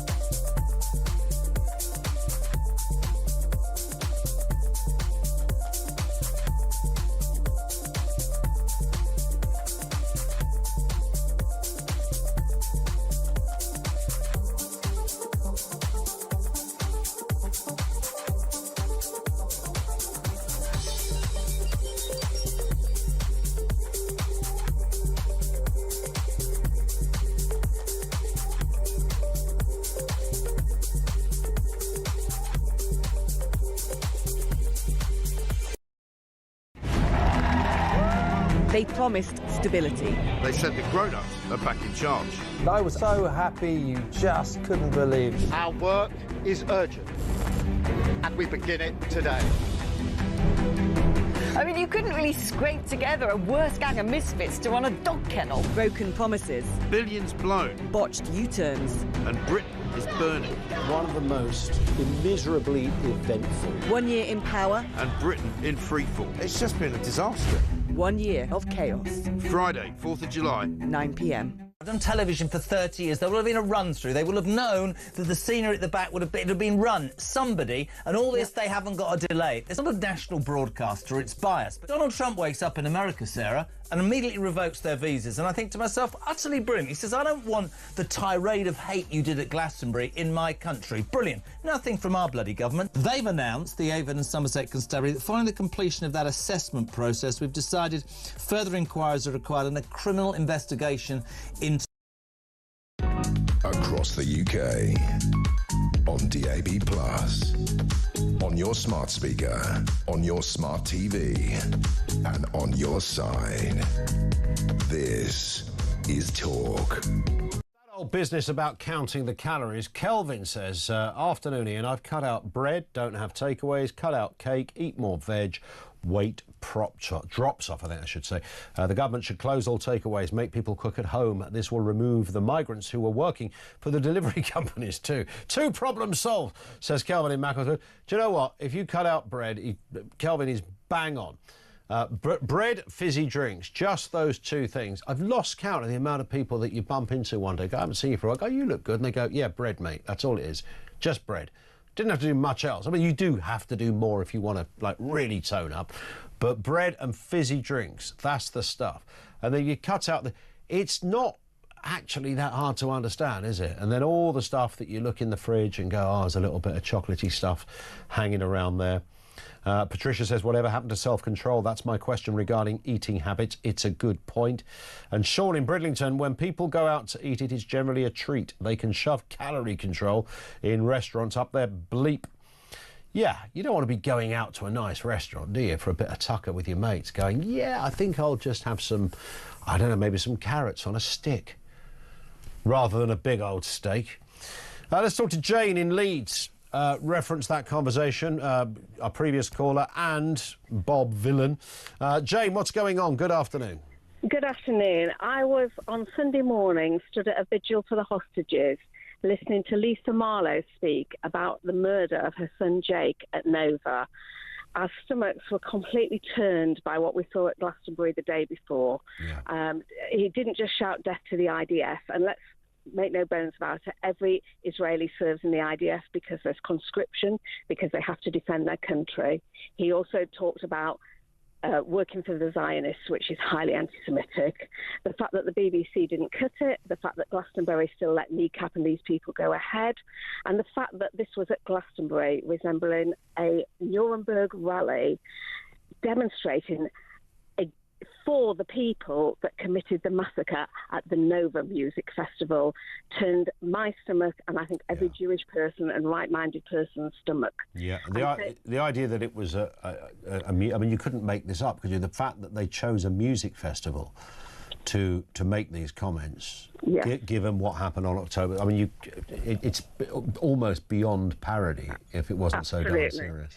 And the caller before the last one, and I agree with his comments about Haaretz, it is a very critical newspaper. It did not say that Israelis were killing, and if you speak to lots of military people, they will tell you that Hamas have killed far more at these aid stations. Yep. But when he said that they do not call for Israel to be decimated, every chant from the river to the sea, global intifada, jihad, is calling for the death of Jews. It's in the Hamas charter. Iran make no bones about it. Death to Israel, death to America. Yep. For him to keep carrying on the propaganda that Israel is not the victim in this. And I agree completely with the last guy. I've been in Israel twice in the last 2 months. Every Israeli wants this to stop, but send the hostages home now. Spot on. Jane, thank you. It's an interesting point. You get the last word on the show as well. Jake says, this is reference to the story about the United Kingdom potentially reintroducing the lynx. I don't know what's going to happen. They've agitated for it for years. Apparently, there are some people saying we should bring back the wolf as well. I don't know whether that would work. And this one that says, my Bavarian friend was a dairy farmer. He had a small copse on his land. He collected wild mushrooms on weekends. They introduced beavers into the small river. The beaver destroyed all the trees on his land. The authorities condemned all the trees. Barren. So there you go. You've got to be careful. You don't want a beaver on your land, do you? Right, listen. It'll gnaw all your trees, and the lynx will kill all your pets. I just want to share with you that as we all know, and I'm sorry to build up to this, I am 60 on Monday. Yeah, you keep saying this. And I'd like to point out that I've had my first present from a viewer. Go on. End of life care that goes wrong. I honestly, sorry, what in the name of God? I mean, what is that? A report from the Lords and Commons Family and Child Protection Group. The end of life care that goes wrong. Well, you know, who sent me this? There's nothing better than being prepared. No. As my old nan used to say. Yeah. We had a moment this morning. Guys are in the house, at the property, building new fences. Right. Dorset fence, I'm going to talk about them. They're incredible, right? So somebody sent me a clip of yesterday's show of you and me at the beginning. Yes. And I'm showing it to the guys. And this voice goes, my husband thinks I'm having an affair with him because, frankly, he's got the best voice in British radio, hasn't he? Morning, Victoria. See? She propped into the meeting. She did. She said that you have the best voice in British radio. Yeah, I mean, she has said this before. Yeah. Why? Well, I'd like to think. Have you drugged her? Or? It's always just, I think it's just a matter of taste, isn't it? Yeah, basically? absolutely. She has none. Brains. So listen, what yesterday was Lucy Connolly and that appalling, revolting human being who needs to be dragged off stage and locked up. What's the big thing today, my friend? We have been talking, I'm trying to think about where we've talked about welfare reform, of course, with the vote tonight, 7 He's going to win it, but he's going to win it, but he's going to get a kicking, though, Jason. He will get a kicking. But Prime Ministers do get a kicking. They do, but in less than a year? Yeah, I mean, Johnson, you know, when he won with 80, you wouldn't have thought that he'd be out the door within 3 years and spent the last year scrabbling around. Yeah. I thought the most interesting comment was from Harry Cole a couple of weeks ago. He said he just doesn't, or maybe it was Jack Elstone, he said that he just doesn't feel that Starmer has the antennae, not even guts, just the sense of this is, I can smell this, I can see this is going to end wrongly. Well, you had Blair. Almost too automated. And Blair had Campbell around him. Whether people love or hate Campbell, it doesn't matter. The fact is he was really